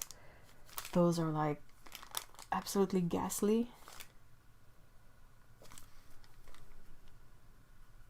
I finally stopped playing Animal Crossing. Like right now or in general? And why is that a good thing?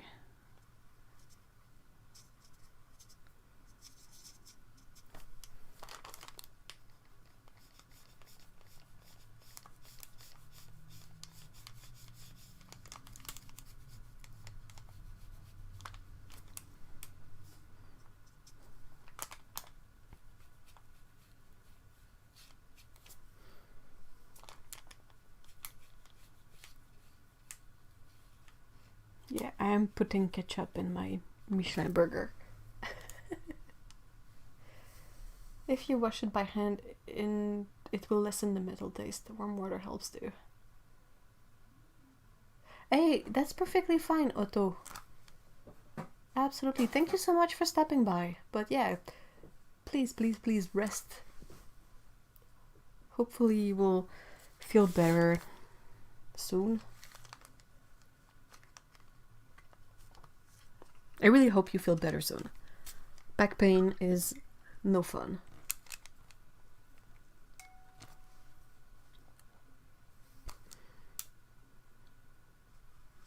I hope your Caro does home visits. Get him over with a mask and gloves on.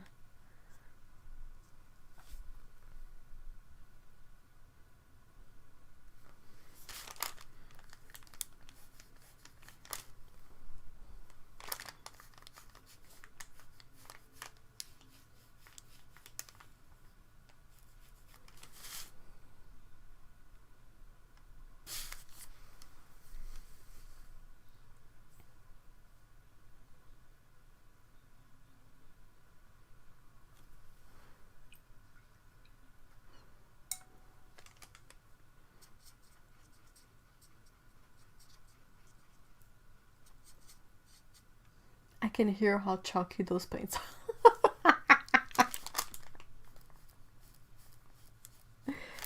are.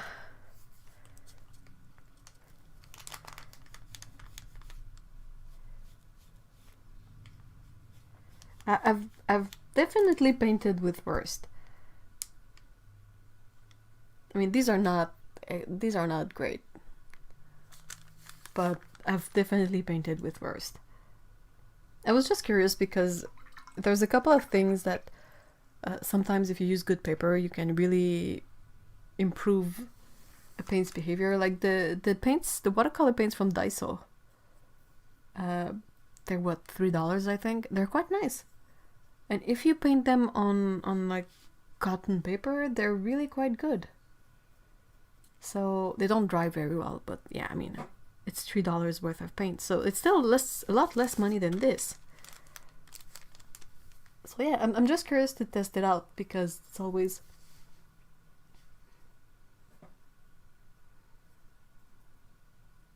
chalky paint ASMR.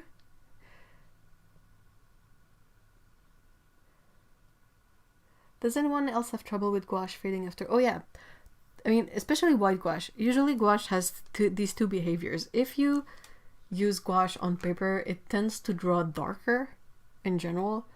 And if you paint with white gouache or white paint or any kind of opaque white, it's always going to be more transparent when it dries.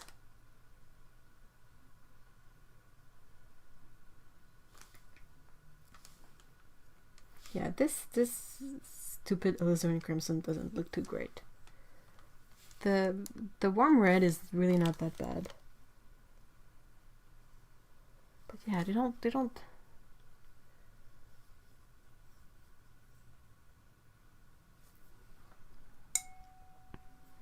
I gotta try. I found my bottle of bleed proof white and I have to test that out too. I think it's from Lisa's paintings that I figured out what it's meant for. Not sure, I don't remember.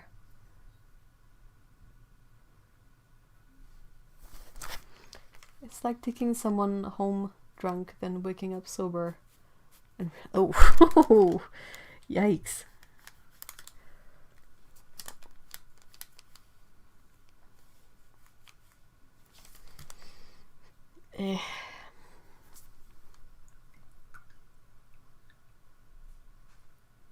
If you want to get the most opaque, what's the word I'm looking for? The most opaque experience with gouache, you have to dilute it very, very little. And it's never going to be pure white. It's still going to dry a bit more transparent. I think watercolor ground might be the only thing that you will possibly get white, but I don't know how easy it is to paint that over stuff.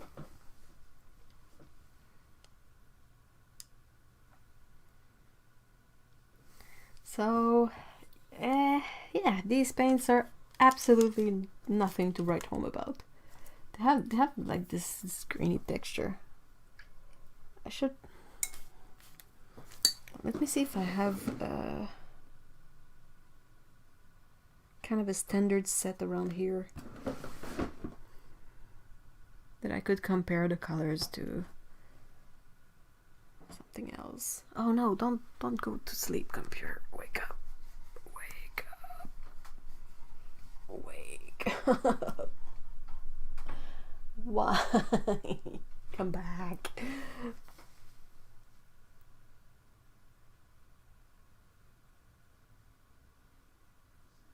Oh, I need to find my schminke set. Hold on.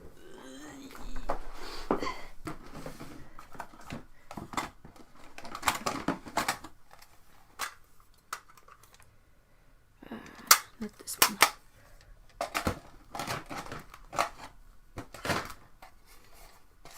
I need to find my schminke set. It's something I say, but it still means digging for one specific thing in a bin of them. Where did I put it? Is it this one? This one?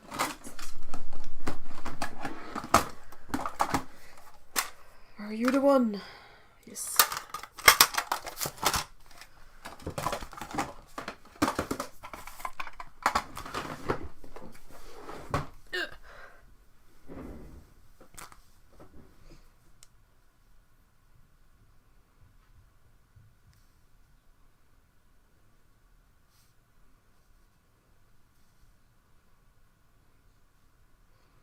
Use the Altenew instead. Oh, it would. I wonder if the Altenew set has sort of these primary colors. I will just use these. I need to make more ambassador posts for sure. I'm not being a very good ambassador, but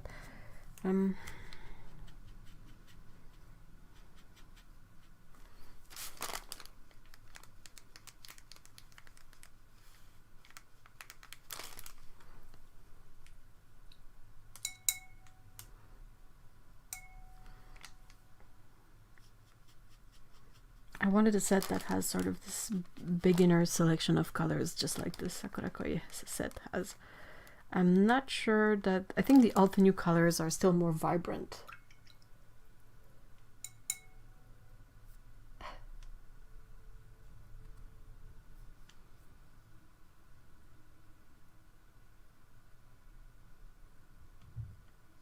Oh, I didn't know that Lindsay used white powder paint. How are you refraining from threatening your tech with percussive maintenance with... because I don't have the funds to replace it. That's a very good... that's a very convincing argument to not trash everything.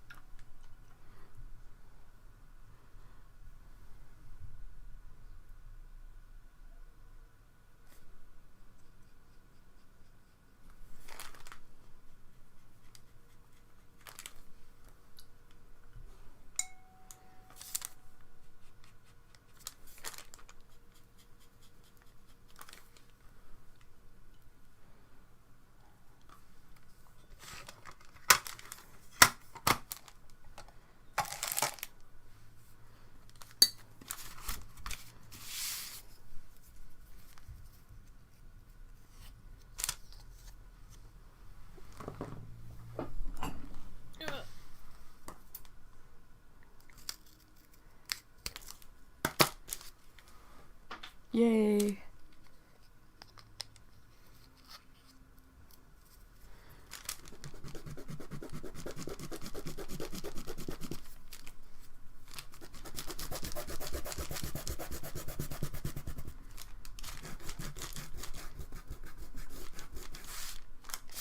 I mean, I could still paint the actual painting with the Altenew paints. Oh my gosh, the Sakura paints are so not good looking. I mean, I don't find them that chalky. To me, something that is chalky is something that has like an opaqueness to it, and they don't look that opaque, but I mean, it's the same paper and they have this kind of texture on them that's absolutely uncalled for. Oh, thank you for being here, Lindsay. Have a great weekend. It's called touch-up texture, huh? There's a bunch of stuff I need to write down today.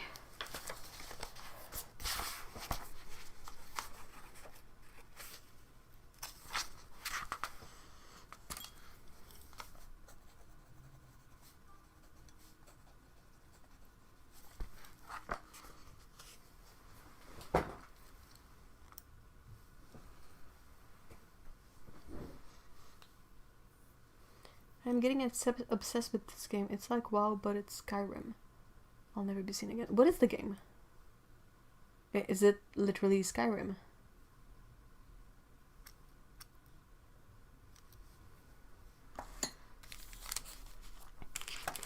I definitely... I think I'm gonna try and see if I can remove... Though, as far as I remember, they kind of use glue at the bottom of the pans. But if I can sort of keep the flimsy tray and get rid of those absolutely horrible paints.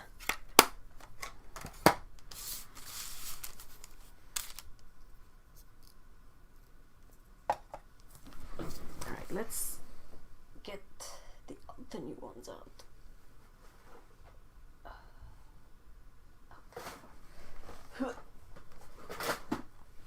Ta-da!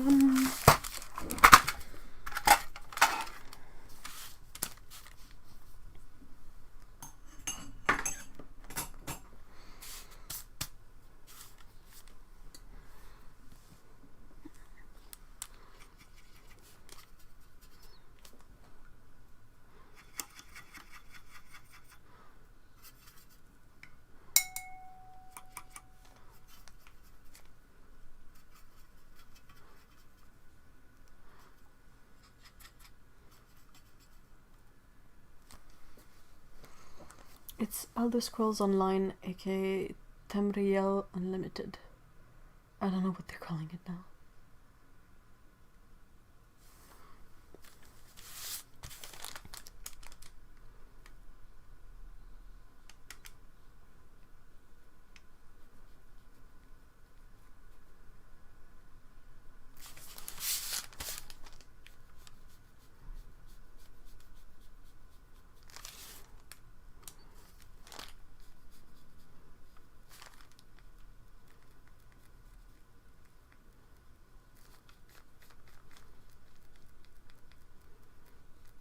So yeah, as for the swatches, if you guys didn't really notice, but these are the kind of Sakurakoi colors, and the smaller swatches are like as close as I could make it to these colors, but in the Schminke Academy colors, so a student range as well, and you can really see a difference.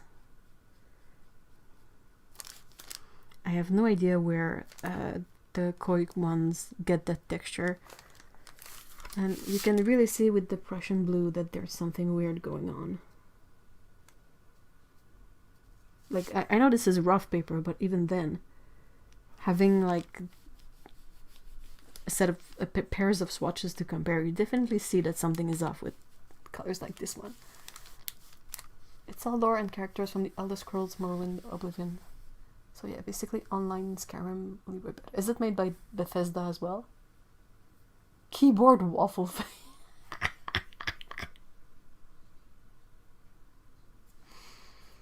played WoW for 3 or 4 years, waking up with keyboard waffle face. Oh no.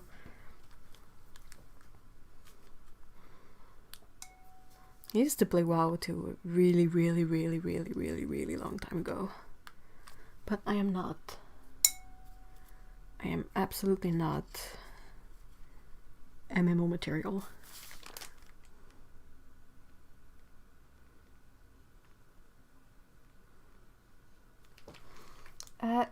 It's like the binder is separating out a bit, yes, but it's a pancake.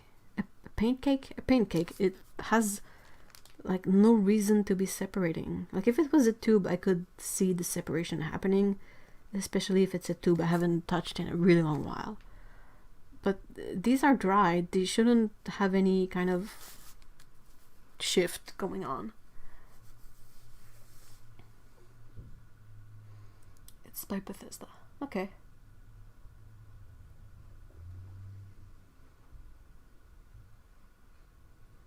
I use Aliona's products too. What are those?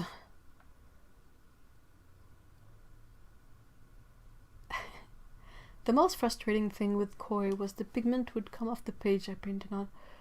Oh yeah, that's a fair point. It's not it's not very good paint. I wish I could say it in a different way. I wish I could, you know, be nicer to it. Because yeah, I absolutely understand if someone doesn't have the funds to buy anything better. Or they don't know any better and now they have this. But they are very difficult paint to... Like if you're a beginner, you're not giving yourself a chance by starting with these. You're gonna try to mix stuff and it's not gonna come out right and you're gonna think it's your fault. When it's not. It's actually the paint being difficult. I am amazed the game is not buggy.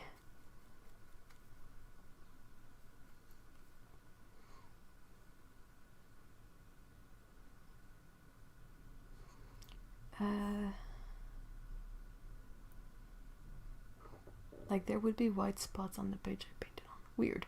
Is it like the teeny tiny dots like Otto has spotted that happens on Arch's paper, or is it something else?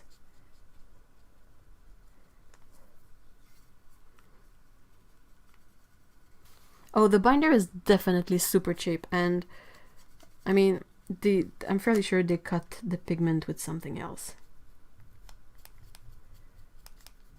Like, it doesn't have to be chalk, but it can be a filler or a brightener or, you know, some other stuff that is absolutely not necessary in paint.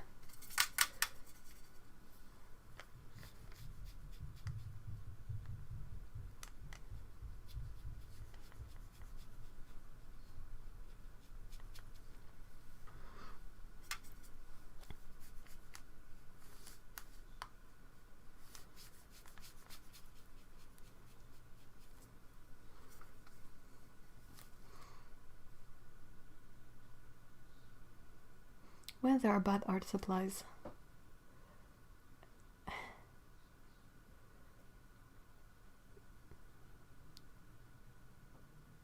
And anything that other adult coloring, yeah.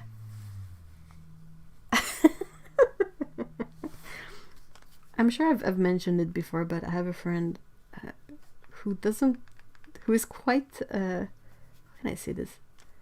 She's quite expressive, and I don't know what we were talking about, but at some point she went like, "Excuse me, but adult coloring books?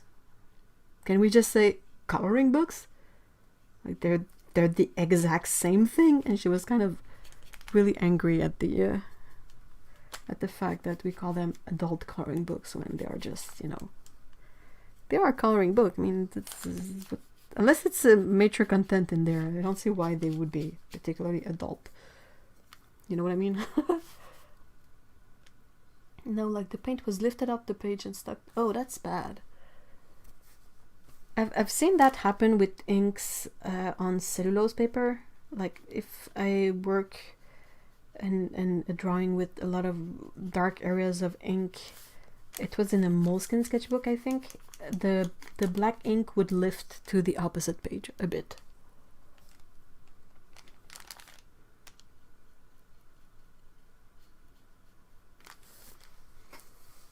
have a horse immediately. I didn't have to wait to hit level 40 or 60. It's fantastic.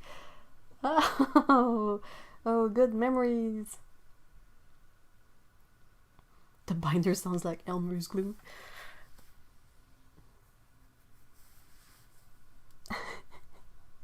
No, I'm no shame in using a colored book. I think the thing that my friend was, and I kind of agree, but the thing that was sort of making her ramble on was the fact that they call them adult coloring books. And it's kind of silly because for most of them, like, you don't necessarily give them to very young kids, but there's a certain age of like when you get bored of coloring pages that have just big and undetailed areas. So I kind of feel silly that they call them adult coloring books instead of just coloring books, and expand the reach of them to younger folks as well. Gouache does lift. That's the thing with gouache, is you sacrifice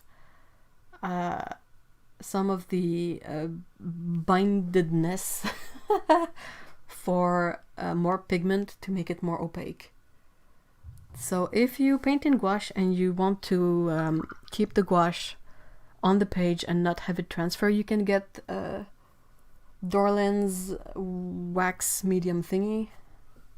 I know I have it somewhere, but I don't remember where. But it's basically a wax medium that you can put on gouache, and it's gonna have a peculiar finish, but it's also not gonna transfer.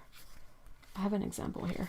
So these were gouache studies that I did, and I don't use your fingers. I used I think I used a rubber glove, but you can put out the Dorland's wax medium on top of it, and it's gonna prevent the gouache from transferring.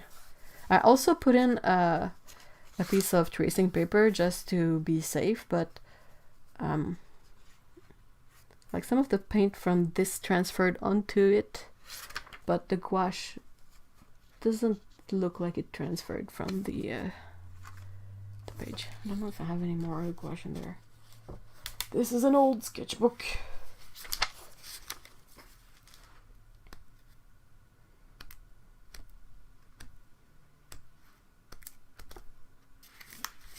So I have a few more gouaches in there. That's a couple more quick sketches that I also put the Dorland's wax medium on top. These two. Yeah.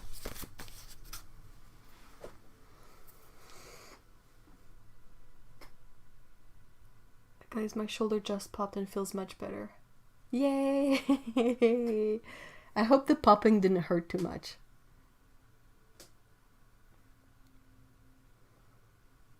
When I think adult coloring books, I think Complex Johanna Basford. Yeah, I just find it a bit silly that it's the differences between adult and kid, when I kind of feel like it's gatekeeping kids from getting detailed stuff if they want that. I would have loved to have detailed coloring books as a kid. Like, I think as a kid you drop coloring books because the drawings get too childish. So I think it would be interesting to just have it be detailed and simple. But anyway, it's Holbein. Yeah, but I think it's a gouache thing. So I don't think Holbein is to blame here. I think it's just that gouache tries so hard to be opaque that a lot of the color won't be bound down. Hey, have a good night, son. Thank you so much for being here. Finally got a hold of some Da Vinci. The manganese and cerulean. Oh, nice. Yeah, glassine is great for that too. I really like the wax medium because it also makes the color more vibrant, as well as preserving the paint from leaving the page. I'm a youngin' and I enjoy adult coloring books. It's nice. Well, how young? That's the key point. But I mean, it's just I don't know. I understand it's a trend and all of that, but yeah. And also, if an adult would like to have something less detailed, is it kind of intimidating to go for the children's stuff because it's presented as such? I don't know. I do not know.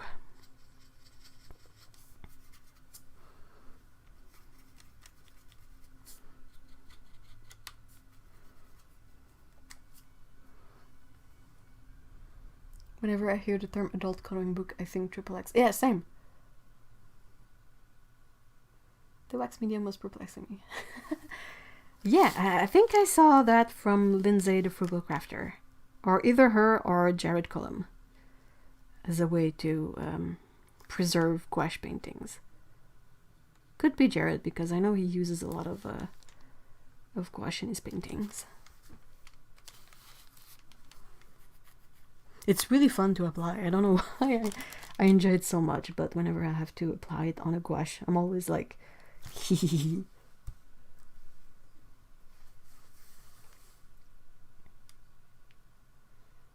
I think when it comes to coloring books, adult is everyone above 12.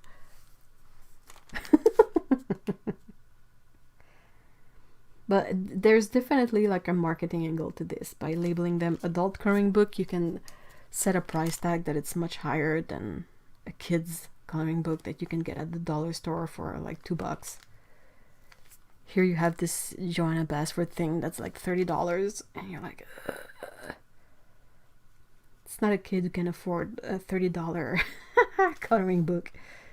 At least not every day.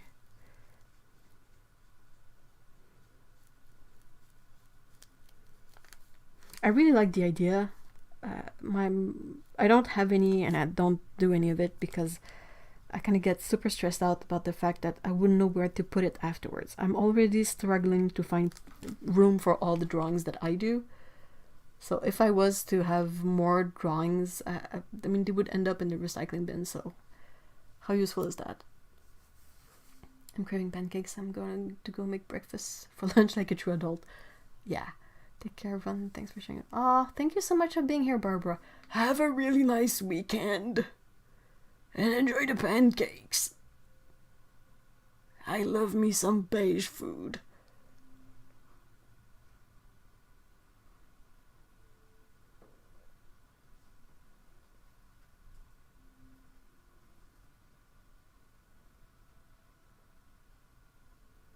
Oh, yeah, I mean, if the coloring book has insults, rude words, gore, mature content, definitely not for kids.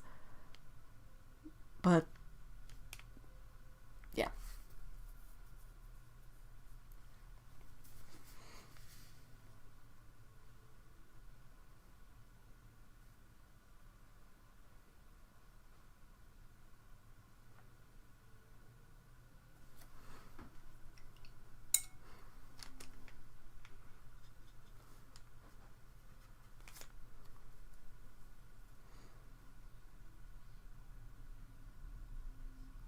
Oh, well, bye, Susan. Thank you so much for being here.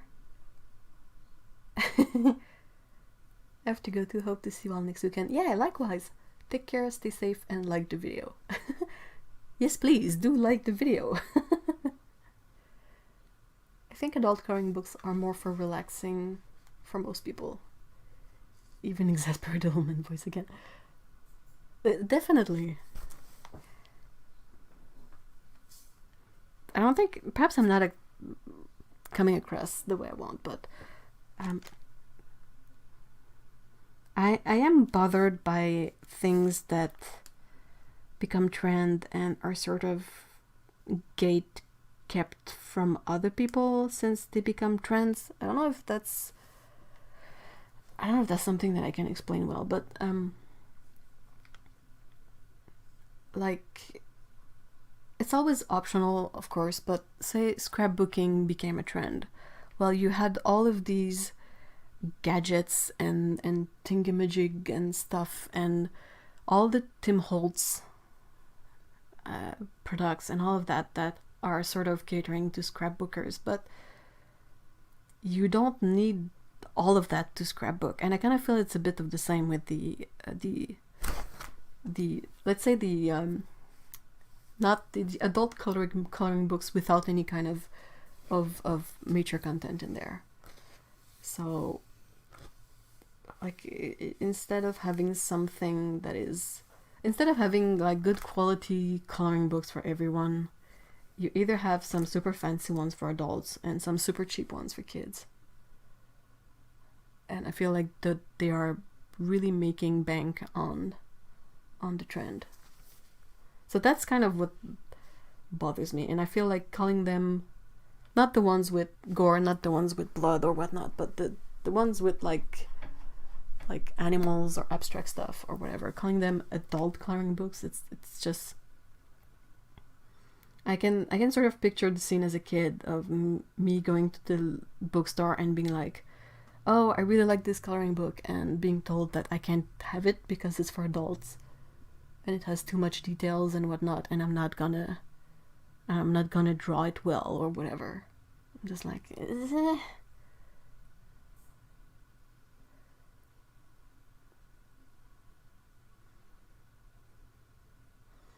know what you mean. It's like elitism with art supplies. A bit, yeah. Yeah, definitely.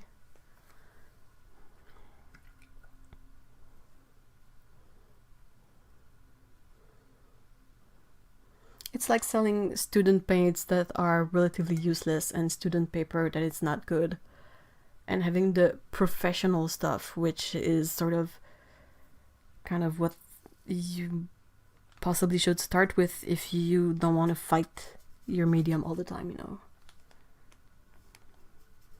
And they price it accordingly, of course.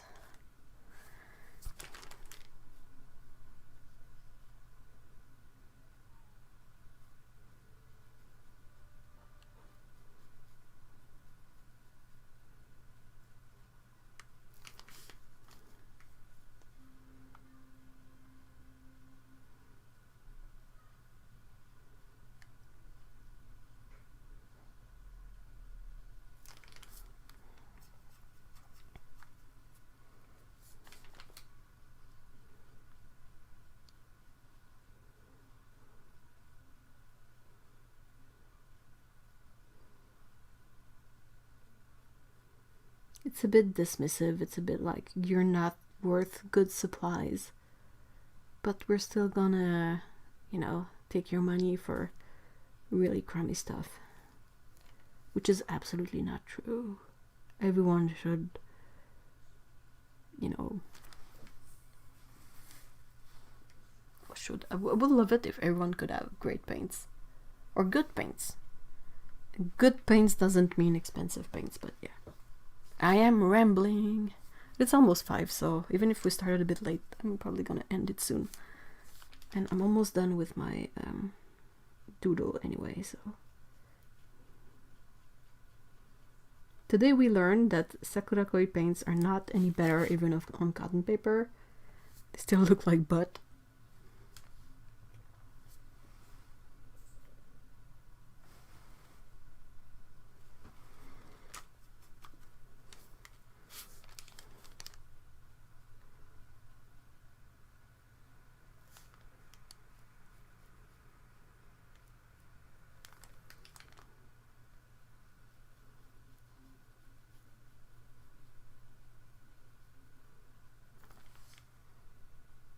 I hope the chat is not frozen. Guys, type in anything just to see if the chat is frozen or not.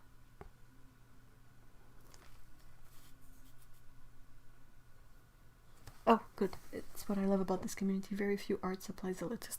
Yeah. Definitely. I think the biggest market is beginners, so they want them to run out faster and buy more frequently. Yeah, but that's scummy.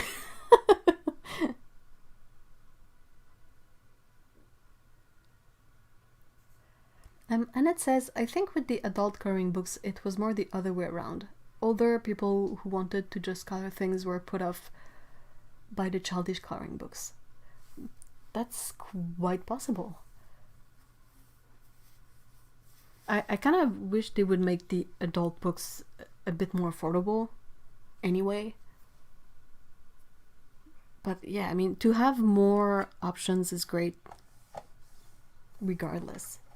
So yeah, I'm all for coloring books that are not on the newsprint paper.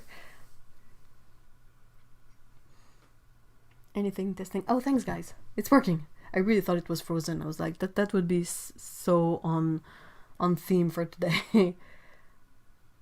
Phoebe says, I bought a tube of Daniel Smith Prussian Blue and felt bad because I felt my skills aren't good enough for the paint. Then I realized it's just paint and it doesn't really matter. Exactly. And I mean, if you learn with good paint, you're gonna learn faster. It's a bit like having a set course, and you get to decide the number of hurdles you put in your way. So if you start with cellulose paper and like sakura koi paints, and well, brushes is not that much of a deal breaker, but let's just say like terrible paints and very varying paper. Some cellulose paper are better, some cellulose papers are really bad, but you add extra hurdles in your learning process. Well, if you start with a few colors of good paint, well, you remove a bunch of hurdles in your way because you won't have to fight the paints.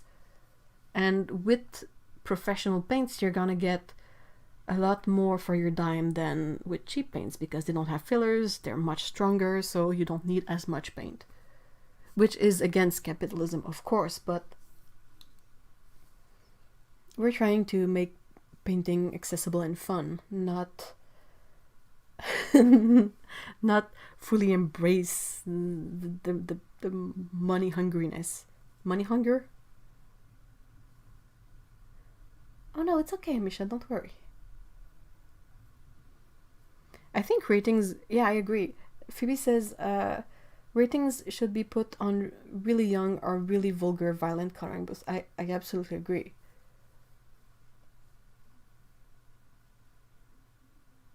You know, in the same way you have board games that are like from 7 to 77 years old. Well, I know they're trying to making, I think it's Ravensburger. It's kind of for the number play, but you could have that, like coloring book for kids could be from, I don't know, 3 to 6.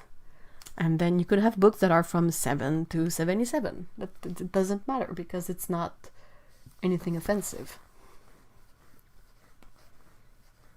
I went to type a comment and YouTube threw me to the midnight. What? Weird. I think with Daniel Smith, that's just good marketing. Well, Daniel Smith don't have student paints. So there's that. And they're not too expensive either.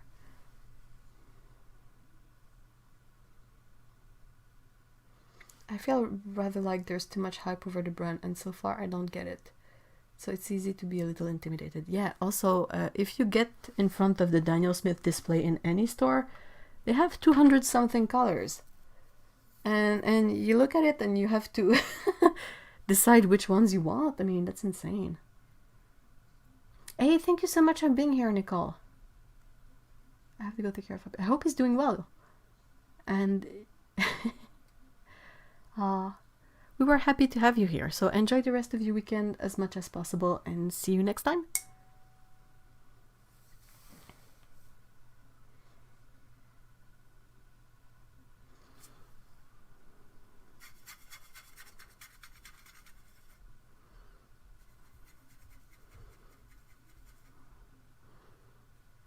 You can get a fairly good selection of colors from Daniel Smith Series 1 range. And it's gonna be affordable. Series 1 is not too pricey. The Schminke is the expensive one. Well, over here they're both kind of pricey. There's been a really steep increase of the Daniel Smith prices in the last 2 years, I would say. It went from a Series 1 being like $12 to a Series 1 being like $16 in a very short period of time. So that's kind of not great. Schminke is ridiculously expensive over here, but if you order it from Jackson's, it's a bit better.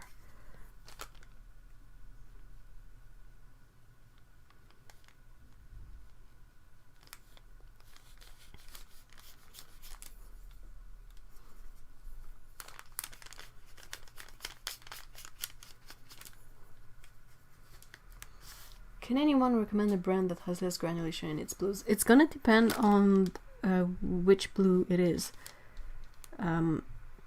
Because it's not the color itself, it's the pigment that has granulation or not. And granulation can be countered with a paint that is more finely molded, like a finer grind of pigment. So if you take a brand like Schmincke.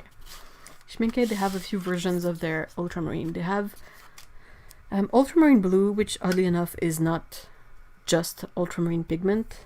You have ultramarine fineness, which is really, really smooth and doesn't have a lot of granulation. And you have their French ultramarine, which has the most granulation. If you get a phthalo blue, it's not going to have any granulation, because phthalo is not a granulating pigment.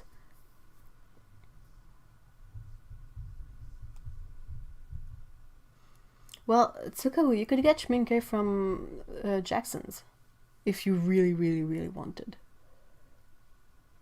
Cerulean is a granulating pigment.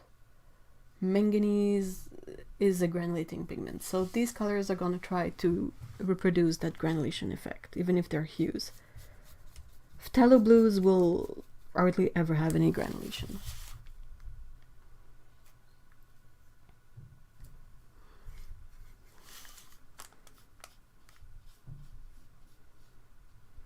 Indenthrone blue is not granulating. Usually Prussian blue is not granulating. Phthalo blue green shade, phthalo blue red shade. What else?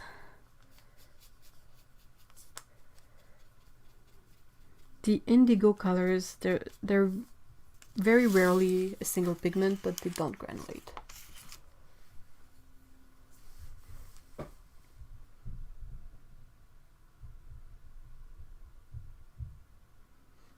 Thank you for putting all the links, Lise. You're kicking butt.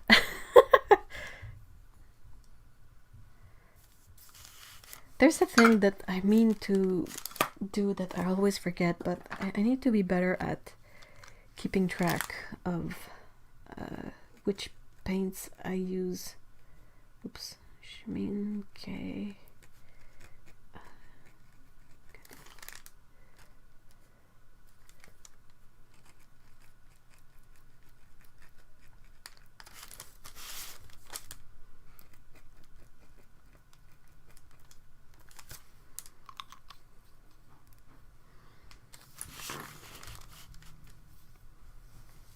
I cannot afford to import Da Vinci or M. Graham to Germany. Dan Smith was really expensive. I only picked several colors, special colors I can get elsewhere. At the same time, if you're in Germany, you have access to Schmincke, which is excellent paint. It's really tempting to try a bunch of different brands, but at the same time, if you are in a country that has an easy access to a good brand, that's awesome. Like, people in the US have M. Graham and Daniel Smith. In Germany, you have Schmincke. In Poland, you have Renaissance and Roman Schmal.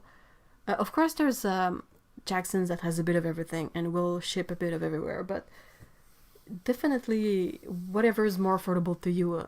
If it's professional and good paint, you're set up.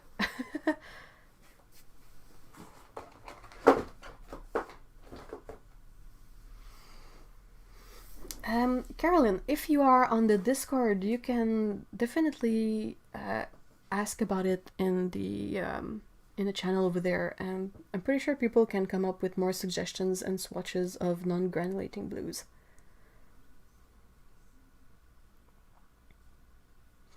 The Daniel Smith dot sheet is quite nice to test out colors and have a feel for them. The only bummer with that sheet is that it doesn't have the pigment information directly on the sheet. So if you paint the swatches directly on the sheet, you know what the color is like, but you don't know what's the pigment. So if you're looking for a similar pigment in another brand, it requires a bit more work.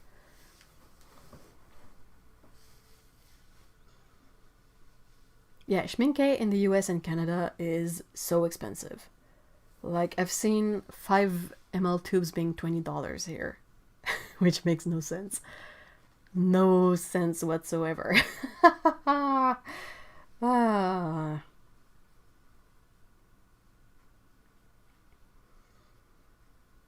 Netherlands also has Van Gogh. Yeah, that's true. And they have Rembrandt as well, because that's talents.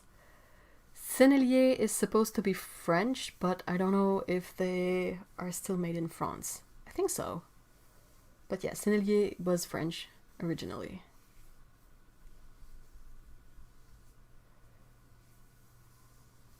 Yes, I am lucky to get almost every European brand. That's a good advantage. There are some really nice brands in there. Like there's the only Canadian brands I've seen are artisan handmade paints. We don't have a big maker of watercolors around here. It's mostly like you know, all the handmade paint makers like Eliza or Beam Paints, or I think one is like Stone Ground. Oh, there's a bunch of them, but yeah, we don't have a big company. There was a schminke set on Amazon going for $420. There was the you can have the Joseph or Horadam set, the really high tech one that rotates for like something like $1,000. Schminke is the only brand I know of that has sort of this. The big part of their marketing is having a bunch of various sets at all sorts of prices. You can get something that will be. If you get one of the Academy set when they release them, they can be what, $30-$40, and it's all the way to $1,000.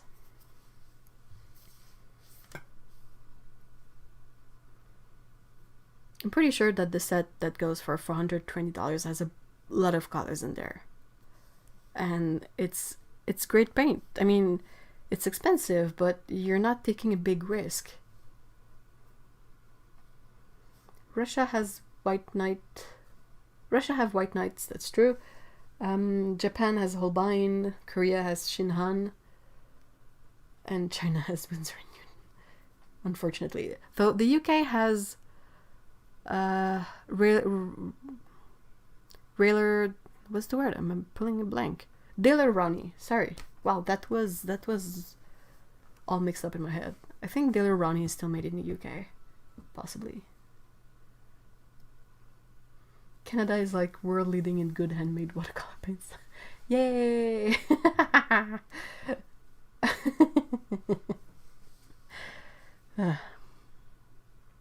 I guess we are. Alright, well, I guess I'm gonna call it a day. A D.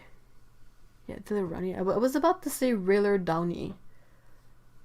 That's not quite the thing. Okay, so yeah, as usual, if you kind of want to keep chatting, you can join up the Discord server. It's basically a big platform for chatting, and it's quite fun, and we keep the conversations going there during the week. And we share paint, we share tips, we share all sorts of stuff over there. So that's great. Great big thank you to Lise for being awesome moderator today. And also shout out to Otto, who faced her terrible back pain to say hi.